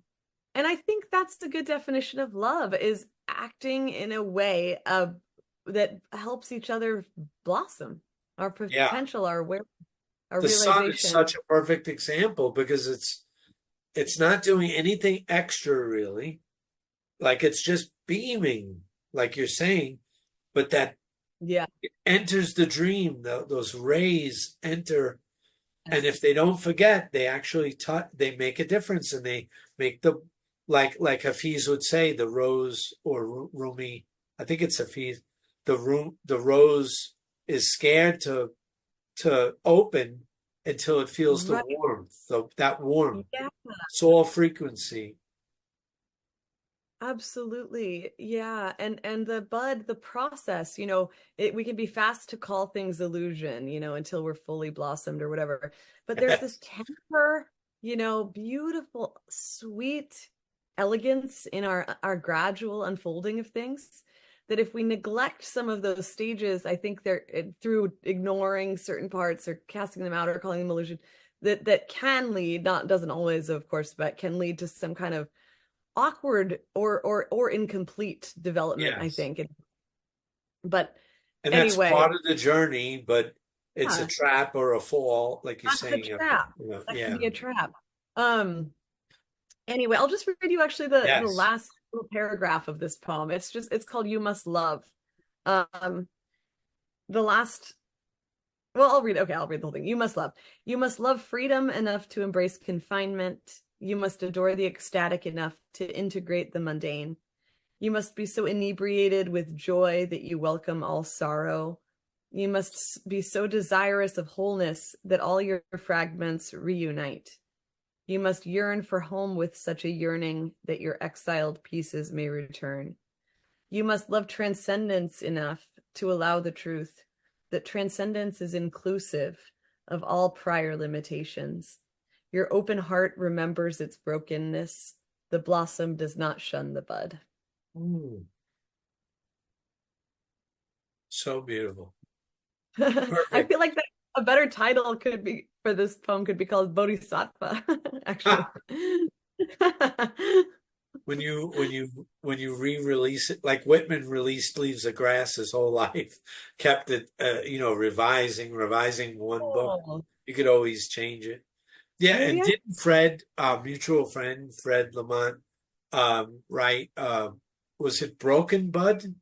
I can't wounded remember. bud. Wounded Bud. That's way Yeah, better. Way better. Wounded Bud. yeah, Can we go into the wound? Like there's so many people out there suffering right now, yeah. and you don't you don't run away from the wound. Like Rumi said, the wound is enter the wound, and that's where The the medicine. medicine is, the cure. Can Yeah, you talk about that a little bit? Maybe there's a poem. absolutely. I'd love to talk about it. So, all of our wounds that can really drive and control our lives and cause extraordinary misery and can lead us to act in ways that aren't, you know, very intelligent. That's um, cool. but none of those wounds are us. And it's the neglect of those wounds that make them act out in the crazy ways. It's not really the wounds themselves, but I mean, we all have a colossal amount. If you look at just history and the barbaric ways that we've acted Yeah. for a long, long time. And barbaric just meaning like in distortion from our reality. So untrue ways that we've represented ourselves untruthfully. And beautifully, again, in humans, when we're outside of our alignment, that's what causes suffering. So there's a tremendous amount that is built up that we are inheriting. And now we're at this interesting point where we're becoming sensitive enough to it. And our consciousness or our capacities are maturing enough where we're beginning to be able to tend to it more maturely, or at least we're wanting to relate to it more maturely, whether or not we know how.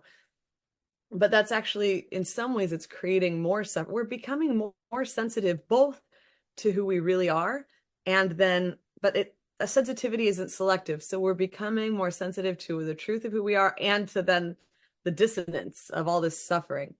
And it's extremely painful. So I just want to say that, like, Right. it's other level in some moments. I mean, it's extraordinary that anyone is enduring this much suffering and abiding Yes. in human. Bravo. Like, everyone, I think, is an extraordinarily, truly heroically brave. I Yeah. cannot believe how strong people are. um Wait, do you know so the Nietzsche quote? There's a Nietzsche quote. no. As an atheist, it was like my favorite line. In a Mhm. Simon Critchley book, he quoted Nietzsche, and Nietzsche said, I wish upon anyone that I love, that I really love, like, Mhm. I wish the worst. It sounded so Yeah. counterintuitive. I wish the worst suffering, the worst this, the worst that. I wish pain, and because in the end, they will endure. And that's the greatest. And I think you're alluding to that a little, like we somehow we weather, like the itsy bitsy spider, which is, we learn it when we're little kids. We learn row, row, row your boat, which is genius. And then we forget it by, like you said, about six. We forget it. Once we get a Citibank or some kind of credit card, we forget life is dream, row your boat merrily. And we also, the itsy bitsy spider, it gets rocked by the water and the thing, but it waits for the sun to come out, and then it goes back in the drain.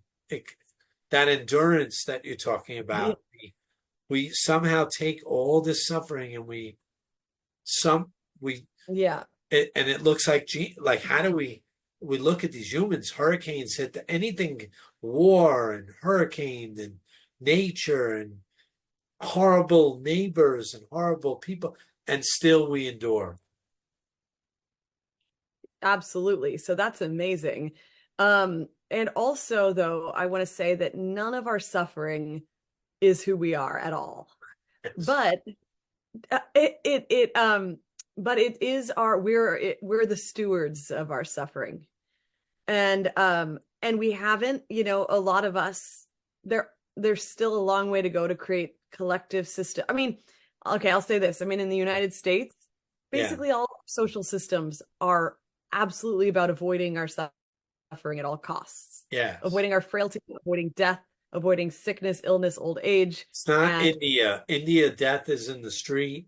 yeah, It's right in we're your not, face. Yeah, the United States we're is doing bury everything that, we hide it, can hide to it. numb out, to avoid it all. Yeah. And that's not working at all. So, but we don't have collective systems because we really do need to have the psychological, emotional, nervous system stability to be able to tend to this massive pile of suffering that most of us are that's in the care of most of us.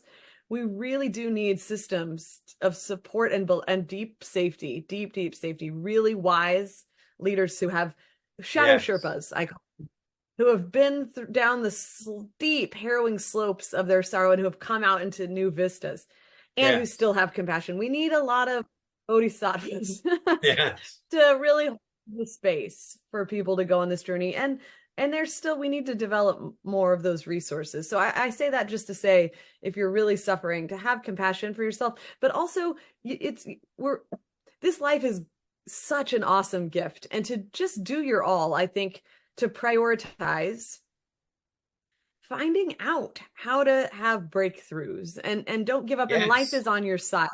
Life wants your emergence, like life, the cosmos, like the storehouse of marvelous things wants to be an intimate relationship with you. And so just try things. I feel like life loves when we experiment, when we take risks to try to for more of our truth to emerge and doors open. And so I just, A yeah, big theme of your poetry is exactly yeah, that. And it's very hard. Maybe you can explain how to get there, but a big theme of your poetry is you have to make, like the prodigal son in that parable, you have to make the turn and come back. You have to turn on the road. You can't keep going yeah, into all this craziness. You have to turn and finally surrender. Somehow. yeah, You have to know, like you said, you have to surrender that it is magical. It is. I was a magician and I couldn't see the magic of life. It was like a trick that I did, but not life. Life was, the universe was malevolent and crazy and it's going to bury us and kill. But I finally made that turn and you have to make the yeah, turn. So how do you make the yeah. turn? How do you, maybe suffering breaks you? Suffering can break us like the seed germinating. I mean, it breaks back to the seed. That's I mean, it's a great. great metaphor. Every bit of it, it's safe, it's secure, it's not doing anything with its potential. It's not nearly as vulnerable as a flower, but it's not nearly as beautiful either. Right. Or it's yeah, and so it completely has to demolish itself. That's like the caterpillar too. It turns into a pile of goo Yes. and eats It's its own no form. ego. There's no, It's like you're yeah, saying, it's so beautiful. The seed doesn't get to see the tree. It doesn't, it's really giving up itself to, like, I'm nothing in order to allow everything. Like it, yeah, yeah, you have to and be and selfless. we can get to the point where um well, and this is interesting because as miserable as being locked into the confines of our suffering is, it's also kind of status quo on a level. And so you have to be the suffering does have to mount to a point where where, where we access it's amazing this courage in our through our suffering to Courage. say what the hell I might as well be different in a beautiful way because I'm just That's fucking great. dying. I'm actually dying It's and got there's to break nothing to you. lose. Yeah, I That's love what that. suffering is. And so I might as well be seen. I might, okay, I guess I'll Yeah. try that. Might as well tell the truth. I might as well be honest that I'm hurting. You get it brings you to the point where there's nothing to lose, And, kind of. and can we say from the Yeah. bullshit catechismic Christian experience that that is the fire of hell? Like, let's just redefine it. The bullshit fire of hell is burning away everything you're Yeah. really not to get to that beautiful diamond. Ab- But it's you got to burn all the weeds around the thing, and then you go, oh my God, it's really true. All is yeah. well, all is perfect, all is great. I was limiting myself. I have to take accountability. I had the stupid monkey mind. I was identifying with whatever. Sorry. Yes. Absolutely. Yeah. And just and to know this can help give people courage maybe just to know that there are just swaths of people who are absolutely as fucked up I you feel love that. some of us are SWATs. okay. That's great. Like because we Great can think word. oh I'm only one that's something that really locks Yeah, us you're in not alone. no matter how complex no matter how arrogant and no matter how tempting your strategies no matter how anything you're just super super not alone but Yeah. what you said word accountability really is a huge part I think too of beginning to unlock us from some of Let the stuff go. one Yeah. of the other thing we do that keeps us in is um we feel like a victim at times, which is it's not a true narrative. And there's always a villain if we're a victim. So there's a dynamic of blame, which is just an Yes. sourcing actually again of our. So we have to just say this suffering is mine, all of it, and that kind of almost overloads the system, and you almost have to start to That's surrender amazing. Yeah, it's amazing because you it all want to in. tell all your Yeah. friends that it's my neighbor, it's this one, it's that one, it's the government, it's the country, Yes, it's it's the mine. whatever. And when you go full accountability, oh, that's the release. That's the but there's such The a release. resistance from that TMF tenacious motherfucker that I doesn't want. know. What is that? It just doesn't. That's part of I the game. know. It's like a mask. I don't know what that Yeah, is, but it doesn't want to I let go. know.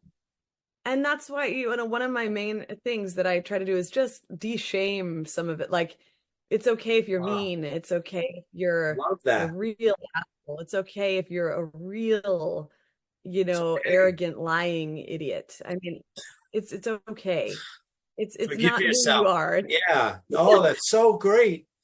It's because That's it's a not great even true. tool. Forget it's okay Yeah. if you're an idiot, It's okay. if you're a conniver, if you're this, if you're that, it's okay.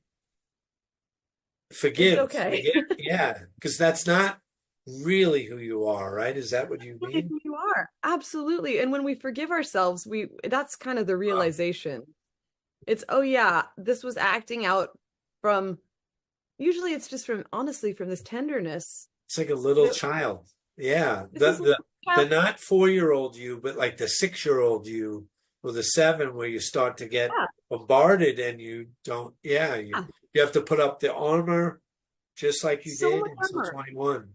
Yeah, it's armor and Exactly.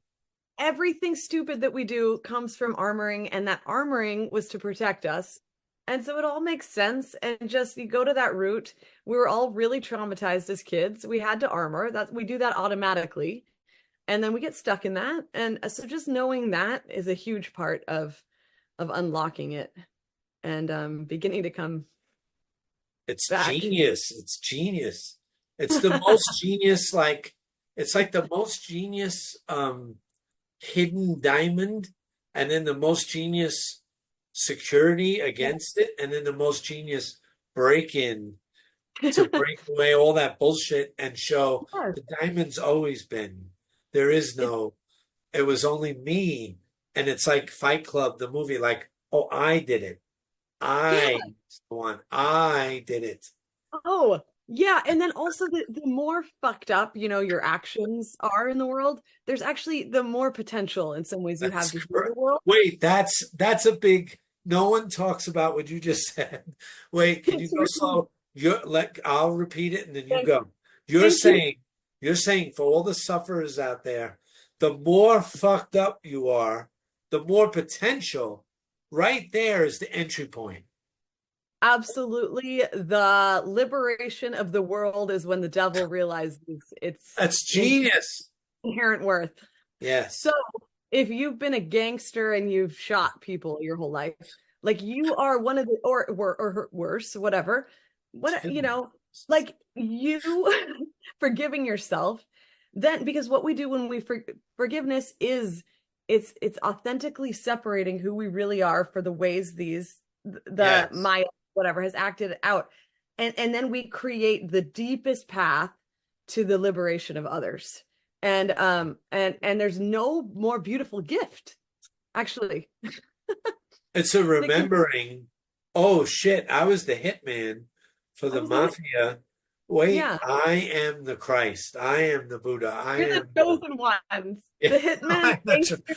Yes, it's the on the cross. That's what the hope. Forget if it happened to the Christians. Forget it's a Yes, story. Forget pretend it's a Martin Scorsese movie. Jesus is on the cross. It's symbolic.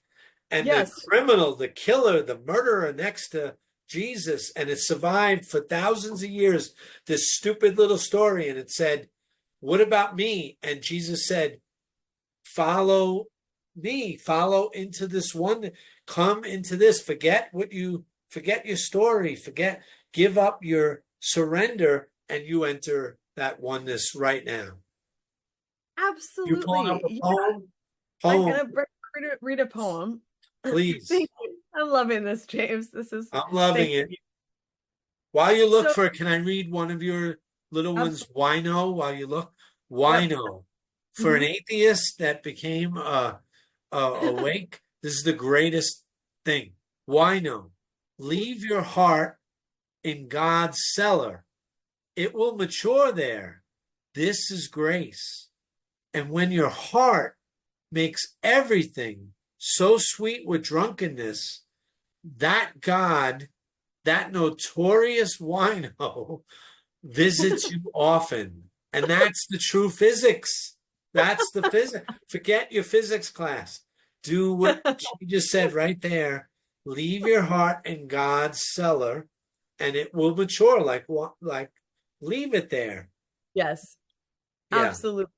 So yeah, whatever, thank you, James. Whatever gnarliness we've done, it doesn't outpower the force of understanding, forgiveness, and love that's available to us.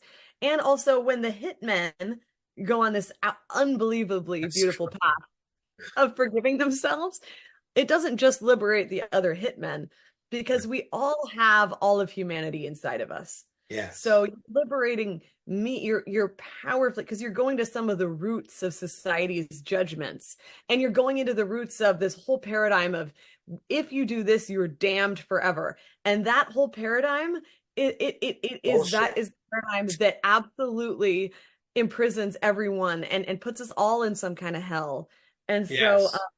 when there are people who have been in and acting from those deepest hells and they forgive themselves, just a tremendous amount of energy Yes. for liberation and forgiveness is released.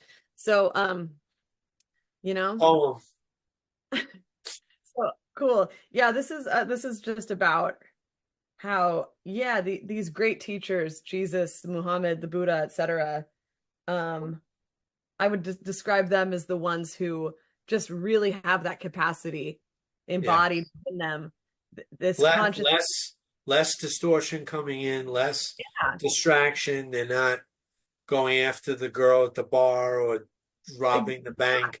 They actually went to the heart and then they beam it out. You know, they they you know, shot, and it's what everyone is at their yeah, truest, deepest self. yeah. That they, And you know, I know, and exactly, and it's no joke to be being murdered and to be like, forgive these people, no, they don't know anything. And to mean yes, that, no, I mean, that is other level. So this is about that, I guess. The wow, poem's called Rumi's Heart. ooh, um Rumi's Rumi's heart, more than an orb of unattainable light set above you, was more likely a hopelessly unfixable broken pot, through which light was merciful enough to continually spill. Hafez most likely was a gardener of sorrow. He knew how to bring its aching to blossom and open you to beauty there. I'm sorry if this disappoints you, that even the greats aren't elitist untouchables who have defied suffering. Even Jesus, Muhammad, the Buddha, all those great ones must have held so tenderly in their own chests the deepest ravines of humanity's sorrow. How else could they have known compassion like that? They simply knew how to kneel down deep enough to kiss that wound. Don't do that unnatural thing of separating the sacred from its sorrow. Artists of the deep heart are not apart from suffering. They've learned the craft of melting it into gold. They don't flee from fire, they make it their medium. I love every word. That's so beautiful. So I think the main point of that is for someone that's out there suffering and trying and watching YouTube videos and reading books and trying to buy Yeah. a yoga mat and they're sitting there and lighting incense. Don't don't push away your suffering. Don't think that it's all about sitting there with a flower next to you and a picture of Ramana Maharshi and the lineage and all that bullshit. Exactly. Not that that's bad, but that's one thing. Not bad. But the No. greatest is that's the point I think of the cross is suffer is you know suffering. Don't avoid it. It's the same thing as when you take LSD or DMT and a monster. You know, take this pill and you take a drink and you give yourself up to this thing that you don't know what's going to happen to you. And now you see this monster or something scary coming at you.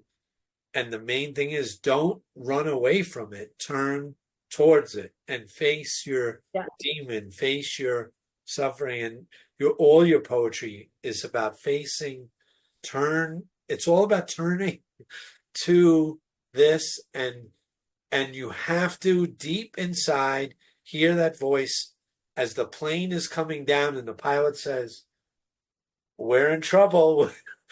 And you have to say, it's a dream and it's okay. And I know it's letting go and facing Yeah. that truth that it looks like so bad. It's all what movies about, what art's about, what everything is about, facing this thing, that the fear. And you write about that. I'll be quiet. Yeah. Yeah, no, you've got it. And Fear. I'd also people who are really locked in suffering, yeah, don't not to go to the people either who, where you go, you feel like, oh, maybe if I could be them, I would be good enough. But meanwhile, I'm really uncomfortable. Like, don't go to places where you contract. Even if Yes. the ideas seem okay, go to places where you are welcomed home, where you feel like there's a table with Oh, your it's favorite food. perfect. Welcome to you. Well, and you are so welcome, where somebody knows you and can meet you and help that open. That's what we need, this kind of energetic opening. And then things start to move. We start to feel less threatened by these parts of ourselves. And, we really need, and there are people aplenty out there like that. And just put yourselves in Yes. place as much as you And can. that's the whole theme of the Wizard of Oz. When Dorothy, the Yeah. whole thing is let's go, and she's going on that spiral road. It's so clear, the whole Yeah. thing. And she goes on the Yeah. spiral road to the wizard who's going to solve everything. And then he's like a Yes. jerk. He's the worst. And Yeah. and it, and then Toto pulls the curtain back, and the wizard is a man. It's not that big thing, that image that we look for. We're looking for that father in the sky, that Santa that's going, but it's inside. And the little dog, the innocence, pulls the curtain away, and she faces the wizard and says, "You're a bad man." And he says the greatest line. He says, I'm not a bad man. I'm a good man. I'm a bad wizard. I'm no good." Like here, Oh, and then the light comes right when it's so bad, oh, and here comes the light, and it's Glinda, and she says, "You've had the power. Forget him. Forget the balloon.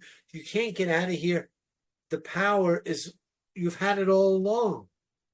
And the Scarecrow whoa, I gotta says, "Why didn't you tell us to begin with?" Because Scarecrow got the fire from, he was on fire. He has a lot to complain about.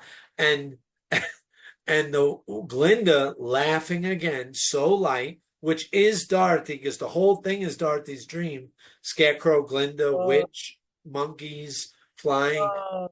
It's all made of the one mind.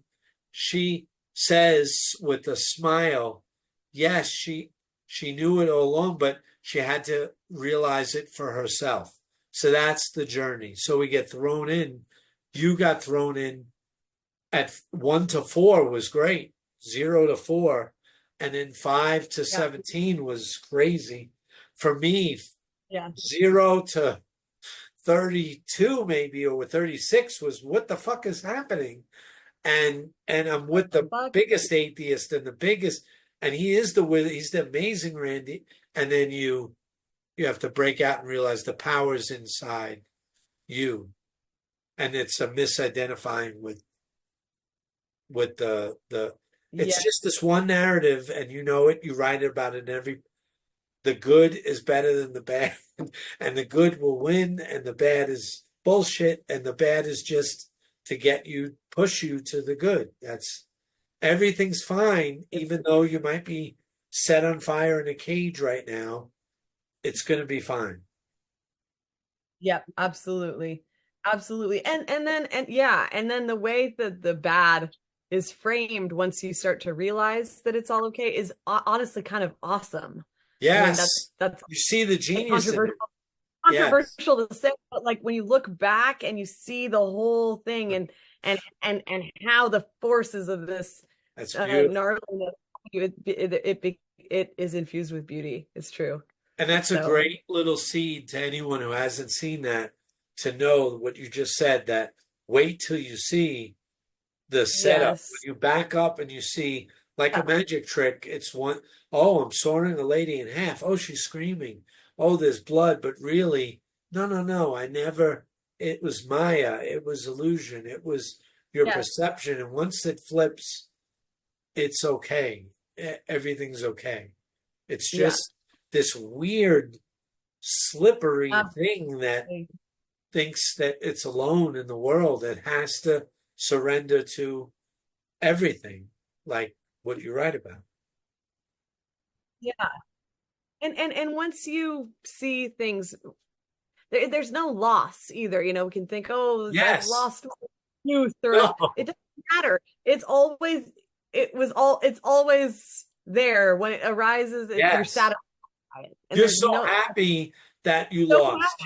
You can't believe it. You're like, good. I'm glad I lost my feet, but I'm okay because I'm not a body. I lost this. I lost that, but it's okay because I saw all as well. It's just getting to exactly. that Mount Everest moment that it's Mount Everest in the dark without clothes, and you're naked and you have this little tool belt. And this podcast is trying to say, what would you put in your tool belt? So Yes, everything you're saying is great. Put that in the tool belt because you're going to suffer. You're going to see bodies all the way up. You're going to see dead yes, people. You're going to want to stop breathing. You're going to want to give up, and you have to keep going somehow because it's okay. yeah. And if we're suffering, maybe one more thing, like just if we're suffering, like we lose everything in this life anyway. That Like was great. Just your face. You that's our didn't even have to. You just did. You said suffering, and then you leaned in like, "Hey," and that does a lot to someone that hears you. Keep going. I'm sorry. Keep going. no, no, thank you. Well, I mean, suffer, we make this dramatic deal out of our suffering, but our fate Martyr. in this mortal life is we lose everything. There is nothing that we can Nothing. hold. If you're suffering, you can really think of it as a privilege if you're extremely, because it's calling you to actually be aware of what you need to let go. That's I such mean, a beautiful definition of suffering. we don't Yeah, get it's a out of good thing. If you're not suffering, I think it. William Faulkner said, if I had to choose between nothing and suffering, I would choose suffering because Uh-huh. nothing is nothing, but choose suffering. At least you can go through that experience to get to the great nothing, which is everything. Exactly. And like I think part of what makes our suffering worse is this idea that, I mean, there's just nothing to attain in this life. You can't, we're going to die. This is We're going great. to, This is a big moment. it is. We're gonna, I mean, at best, I guess, by some standards, we're gonna live until our brains rot 100. Yeah, and 120. and we can't do anything anymore and we don't have teeth. And then we're gonna die. And at that point, all of our siblings, our parents, our friends are dead. It's Our great. kids are old, and who knows what else. And so if you're suffering And now, they like might die before you die. they Anything can probably happen. die. They die Yeah, before you die. everything's dying. So like if you're suffering, I mean, just congratulations. It's an It's beautiful. opportunity to let go of things before you get to that point, because you life is going to force you to anyway. So you're just ahead of your time. You're precocious. You're saying if you're suffering, you hit the lottery. You hit the lottery. Yeah, because Life is, yeah, you're still in it. You have a chance to awaken to what yeah, you wrote many books. There's a reason why you wrote over and over. You're trying to point to this thing that you're so lucky to be able to suffer. You're still yeah, aware. we are. I mean, no matter how beautiful you are, no matter how smart, no matter how charming, no matter how rich, no matter whatever, it's all going. That's So one of your poems. I saved it. You're like, leave. I can't quote it perfect. I'll try. Leave your beauty, leave your I'll just make it up. Oh Leave your yeah. riches, leave whatever. That's impediments. Leave that behind.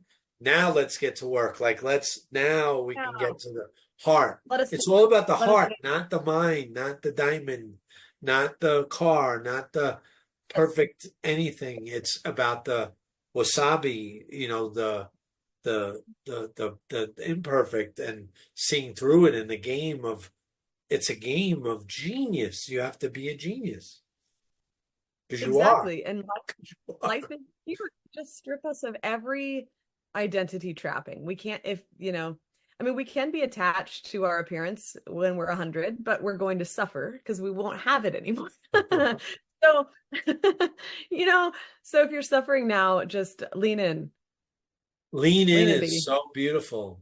Yeah, that's close to Rumi saying whatever you love, and you say it too. Lean into that. Lean into the heart. Lean it. Get away from reason and the mind. It's great. It's really good. You can return to it, but first be revealed. It's like a magic trick. There's all this shit, and if you're revealed, you go, "Oh my God," and then you can enjoy it and see it from backstage, and it's okay. And you go, Word. "Oh, she's not dying. That's sore. That blood's not real. It's okay." But boy, it looks real. It Totally looks like a nightmare. got it. And if you feel like a coward and a little wimp and like you feel like you can't lean into your suffering, it won't That's stop. okay. I feel that Yes. too. That's okay too. What do you do at Embrace. that moment? What would you do when you feel like I can't take it anymore? Fuck non-duality. Fuck it. Yeah. Oh, I Then what? can't take it anymore. Like I can't lean in, right? Is that what you mean? Yeah. No, Yeah. no, you see, Well, yeah, then in the it's so bad that you're like, I'm done. Fuck Ram Dass, fuck Ramana, yeah, fuck Buddha. I can't do it. I'm done. You can't. right. Totally. Well, for me, those are times when I mean, where I just go to somebody who can help me get into the energy Ah, of that hopelessness in my body beautiful. Yes. and help me move it. And then once So we you have move that that, moment, and then you might get quiet, and then you go to someone. You're saying you go. Who would I'm you? tangled. What would you go to be Who for would I you? go to? Good Yeah. question. So, When you were 18, 19, 20, 21, 22, oh no, those times I didn't have anybody. I really didn't. 23, Um, 25. I had, oh yeah, yeah. No, 21 on, I did. Yeah. So 21, hypnotherapy was my mainstay because That it brought would you. always unlock whatever was trapping my consciousness in these ideas. And it would And may I unlock. say, at that moment, I'm imagining from my own experience, and I never did hypnotherapy, but I Yeah. guarantee, I'll bet this laptop, this house, all of it on, I give it all to you if I'm wrong. There's a moment when in hypnotherapy or wherever you hit, where there's a knowing that's beyond anything you've read, anything you've heard, and there's a knowing that this is true and it's you. And in that knowing, you don't care anymore. Like there's a knowing that might someone on a blackboard could prove you wrong, and you're like, I really don't care. Like the blackboard Yeah, meant everything to me until I saw beyond the blackboard. exactly. Yeah, Exactly. And then it's something you don't have to defend either because it's like you've seen it's like that's before perfect. you only ever saw the clouds and you didn't know there was a sun Oh, and then it broke and then there's the sun and your whole life done. comes and you No you can't defense. Yeah, no not more deny defense. You're like, I'm can't done deny it. acting. I'm done defending. I know. I know. I know I am. I am. Yeah. And then there are still times though where the clouds return Yes. and you know the sun's there and then you're like, oh crap, I'm getting I don't know how the clouds can let go. And then you could still just get some help. But yeah, anything that works. And I just would also encourage people to just invest their all in ongoingly experimenting with what might work. If you love it, if it feels good, if you feel more of oh, here I Yes. am, keep going. That's great. If you don't, do something else and just keep asking, ask and try. Get some tried and true recommendations from people you trust. give it a try, live in an all-weather tent and direct your funds toward that. That's the only thing that matters is helping yourself get to that place. And so, you know, and we give our love more fully as we do that. And so like you said, yeah. I asked David Hoffmeister this, I asked many, and it's always lean into the heart, lean into what you're saying. You'll know when it's right. You hear that inner guidance, and you'll just know it's right. It speaks beyond philosophy. I'm not knocking it. I love philosophy, but it speaks beyond philosophy, beyond science is you, and beyond God even, and that sounds bad, is you. And because you are it. You are it, you know. So and that's so beautiful, and you write about it in every poem. I don't know how, you have to, it's almost like the old song, dust yourself off, clean yourself, you know, you fall down, and it's itsy bitsy spider again. You have to get back up and go towards this beautiful light. You know, but it helps if you tasted it. And that's why in this channel, we're big on medicine, but poetry too, poetry as medicine. Anything that gives you something where you go, oh my God, like when I told you, when I read your poetry to a 94-year-old lady in a rehab called Quantum Rehabilitation, where in her house, she couldn't get it, but she was with her daughter and her family. But now she's in this rehab, which is all about service, and they're all loving her. Wow. And it hit her. And she's going, oh my God, I get it. I got it.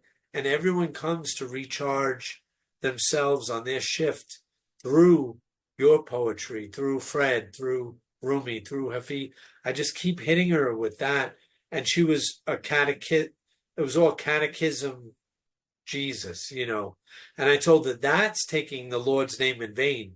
When you just take it and make it a statue of a hard thing, and not this beautiful soft thing inside you where it's living, and you go, oh my God, I'm the living word. The living word's inside me.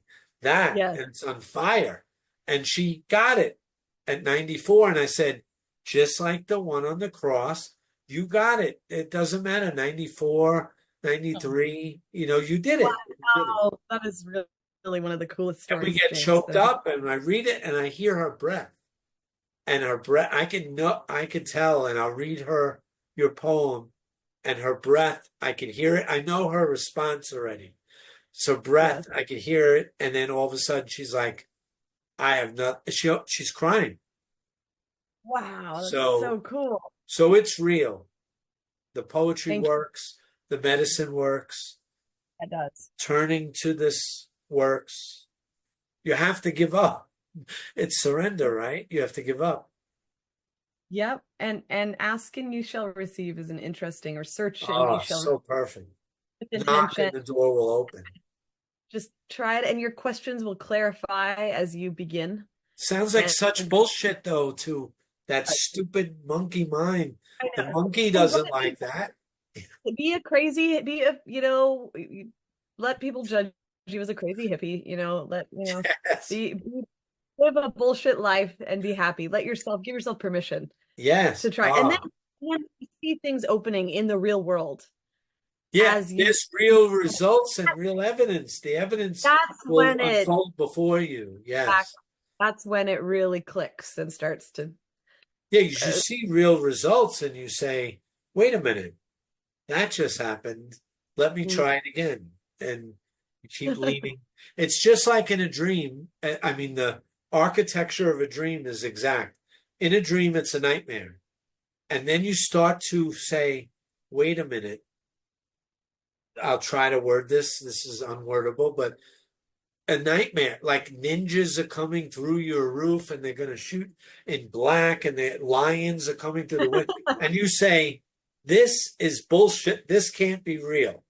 And you start to awaken to this is not real as a metaphor. And as you lighten yourself to not, this isn't reality, the lightness makes it a happy dream because you realize that's you coming to you to scare you and, like you said, hang you upside down like Suge Knight out a window in Hollywood and shake the, like Hafiz would say, the nonsense out. Love has to hang you and shake it out. So Yeah. if you have to, that you have to go through that. And the more you don't go through I'm that, gonna poem. oh, what were you gonna say though? No, Um, the more I'm just trying to say you can a lot of non-duality people don't like what I'm about to say, but I don't know where you stand. But there is a way to turn the dial, and your poem seemed to say that, so I'm taking a chance. But I say there's a way to turn the dial to get it back to this beautiful frequency. And when you wake up in the morning, it might move the dial, just like weather. yeah. You go, wow, it's a great day. Next day, lightning, thunder, lions, tigers, bears, and you have to move the dial. You have to move it. The dial Yeah. moves capriciously, but there's ways, like you say, to enter grace, and then the dial will Yes. move on its own.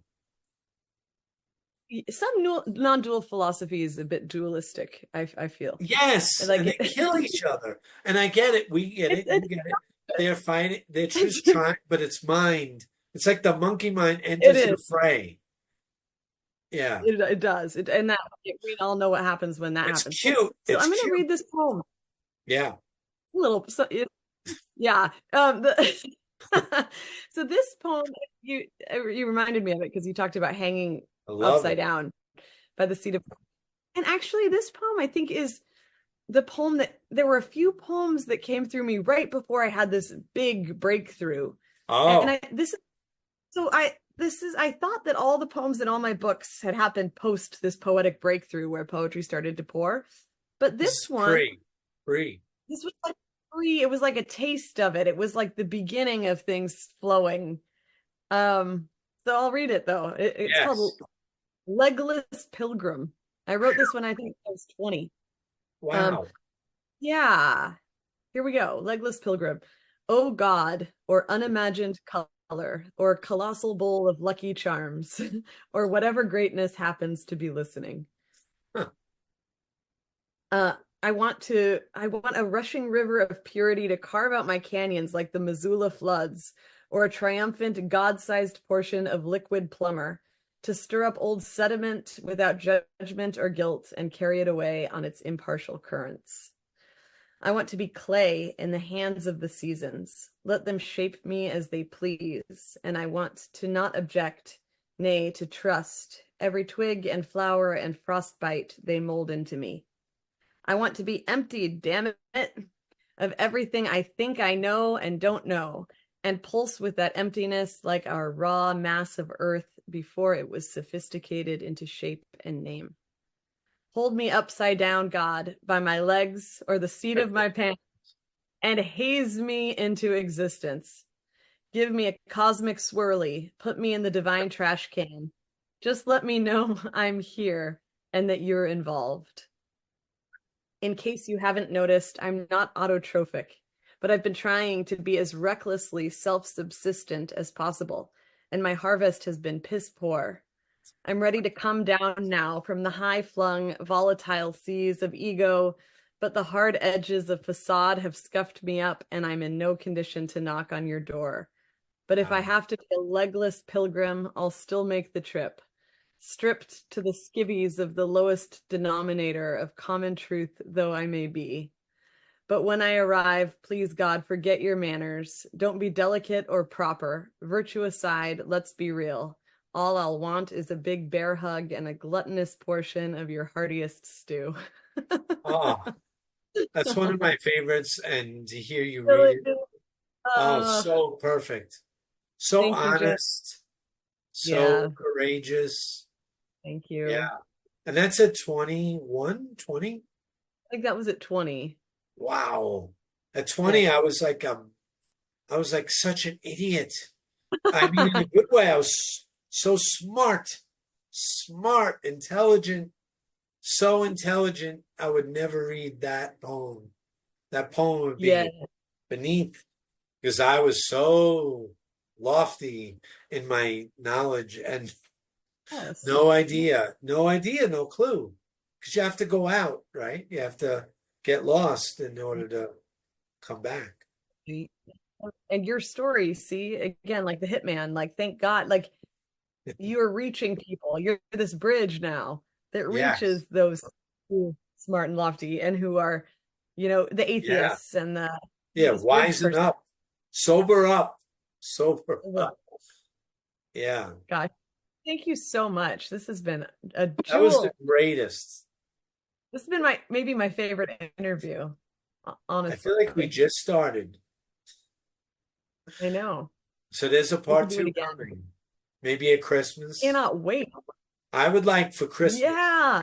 with you and maybe Fred just pops up. Fred Yes, let's Lamont do one with pops Fred. up. Yes. He was like, I don't Oh, want to Fred do and I it. should I don't want to, intrude. And I said, she'll love it if you just pop up. Fred and I will have a poetry battle for Christmas. That would be the We'll like Eminem. Yeah, poetry. Can we? me and Fred, it's Oh, on. it's on. I love you so We'll be much, and I don't know you, but I know you. I I know love you. you too, James. I'm so grateful for you and this This is so conversation. beautiful, and I think you gave so many tips and tools and things I hope that so. people can use because you don't just sit on the mountaintop. You go right into that mud. Thank you for that. That's really affirming. That means so much because still, sometimes the thought comes up of like, yeah, am I doing anything No, you're meaningful doing it. at all? It's working. It got Thank you. through. It broke through this dream right to me and me to you. So it's going to reach Awesome so gift. many people. And you and Fred are like this punch. I can't wait for the battle. We got to put Love on an always wins. song. Love wins. It's going to win. It's got to start with like an Eminem song. Yes. I'm I'll gonna do wear it. a gangster Yourself. outfit. Yep. Yes. And that would be hilarious. Okay, I'm ready. Ready when you are. Thank you. We'll see you Thank soon. And I'll put all the links to your books in the links or Thank you. wherever it goes. Thank you I'm for so your grateful. love and your wisdom. Thank you. Likewise. Thank you, James. I'll Bye. see you. Bye-bye.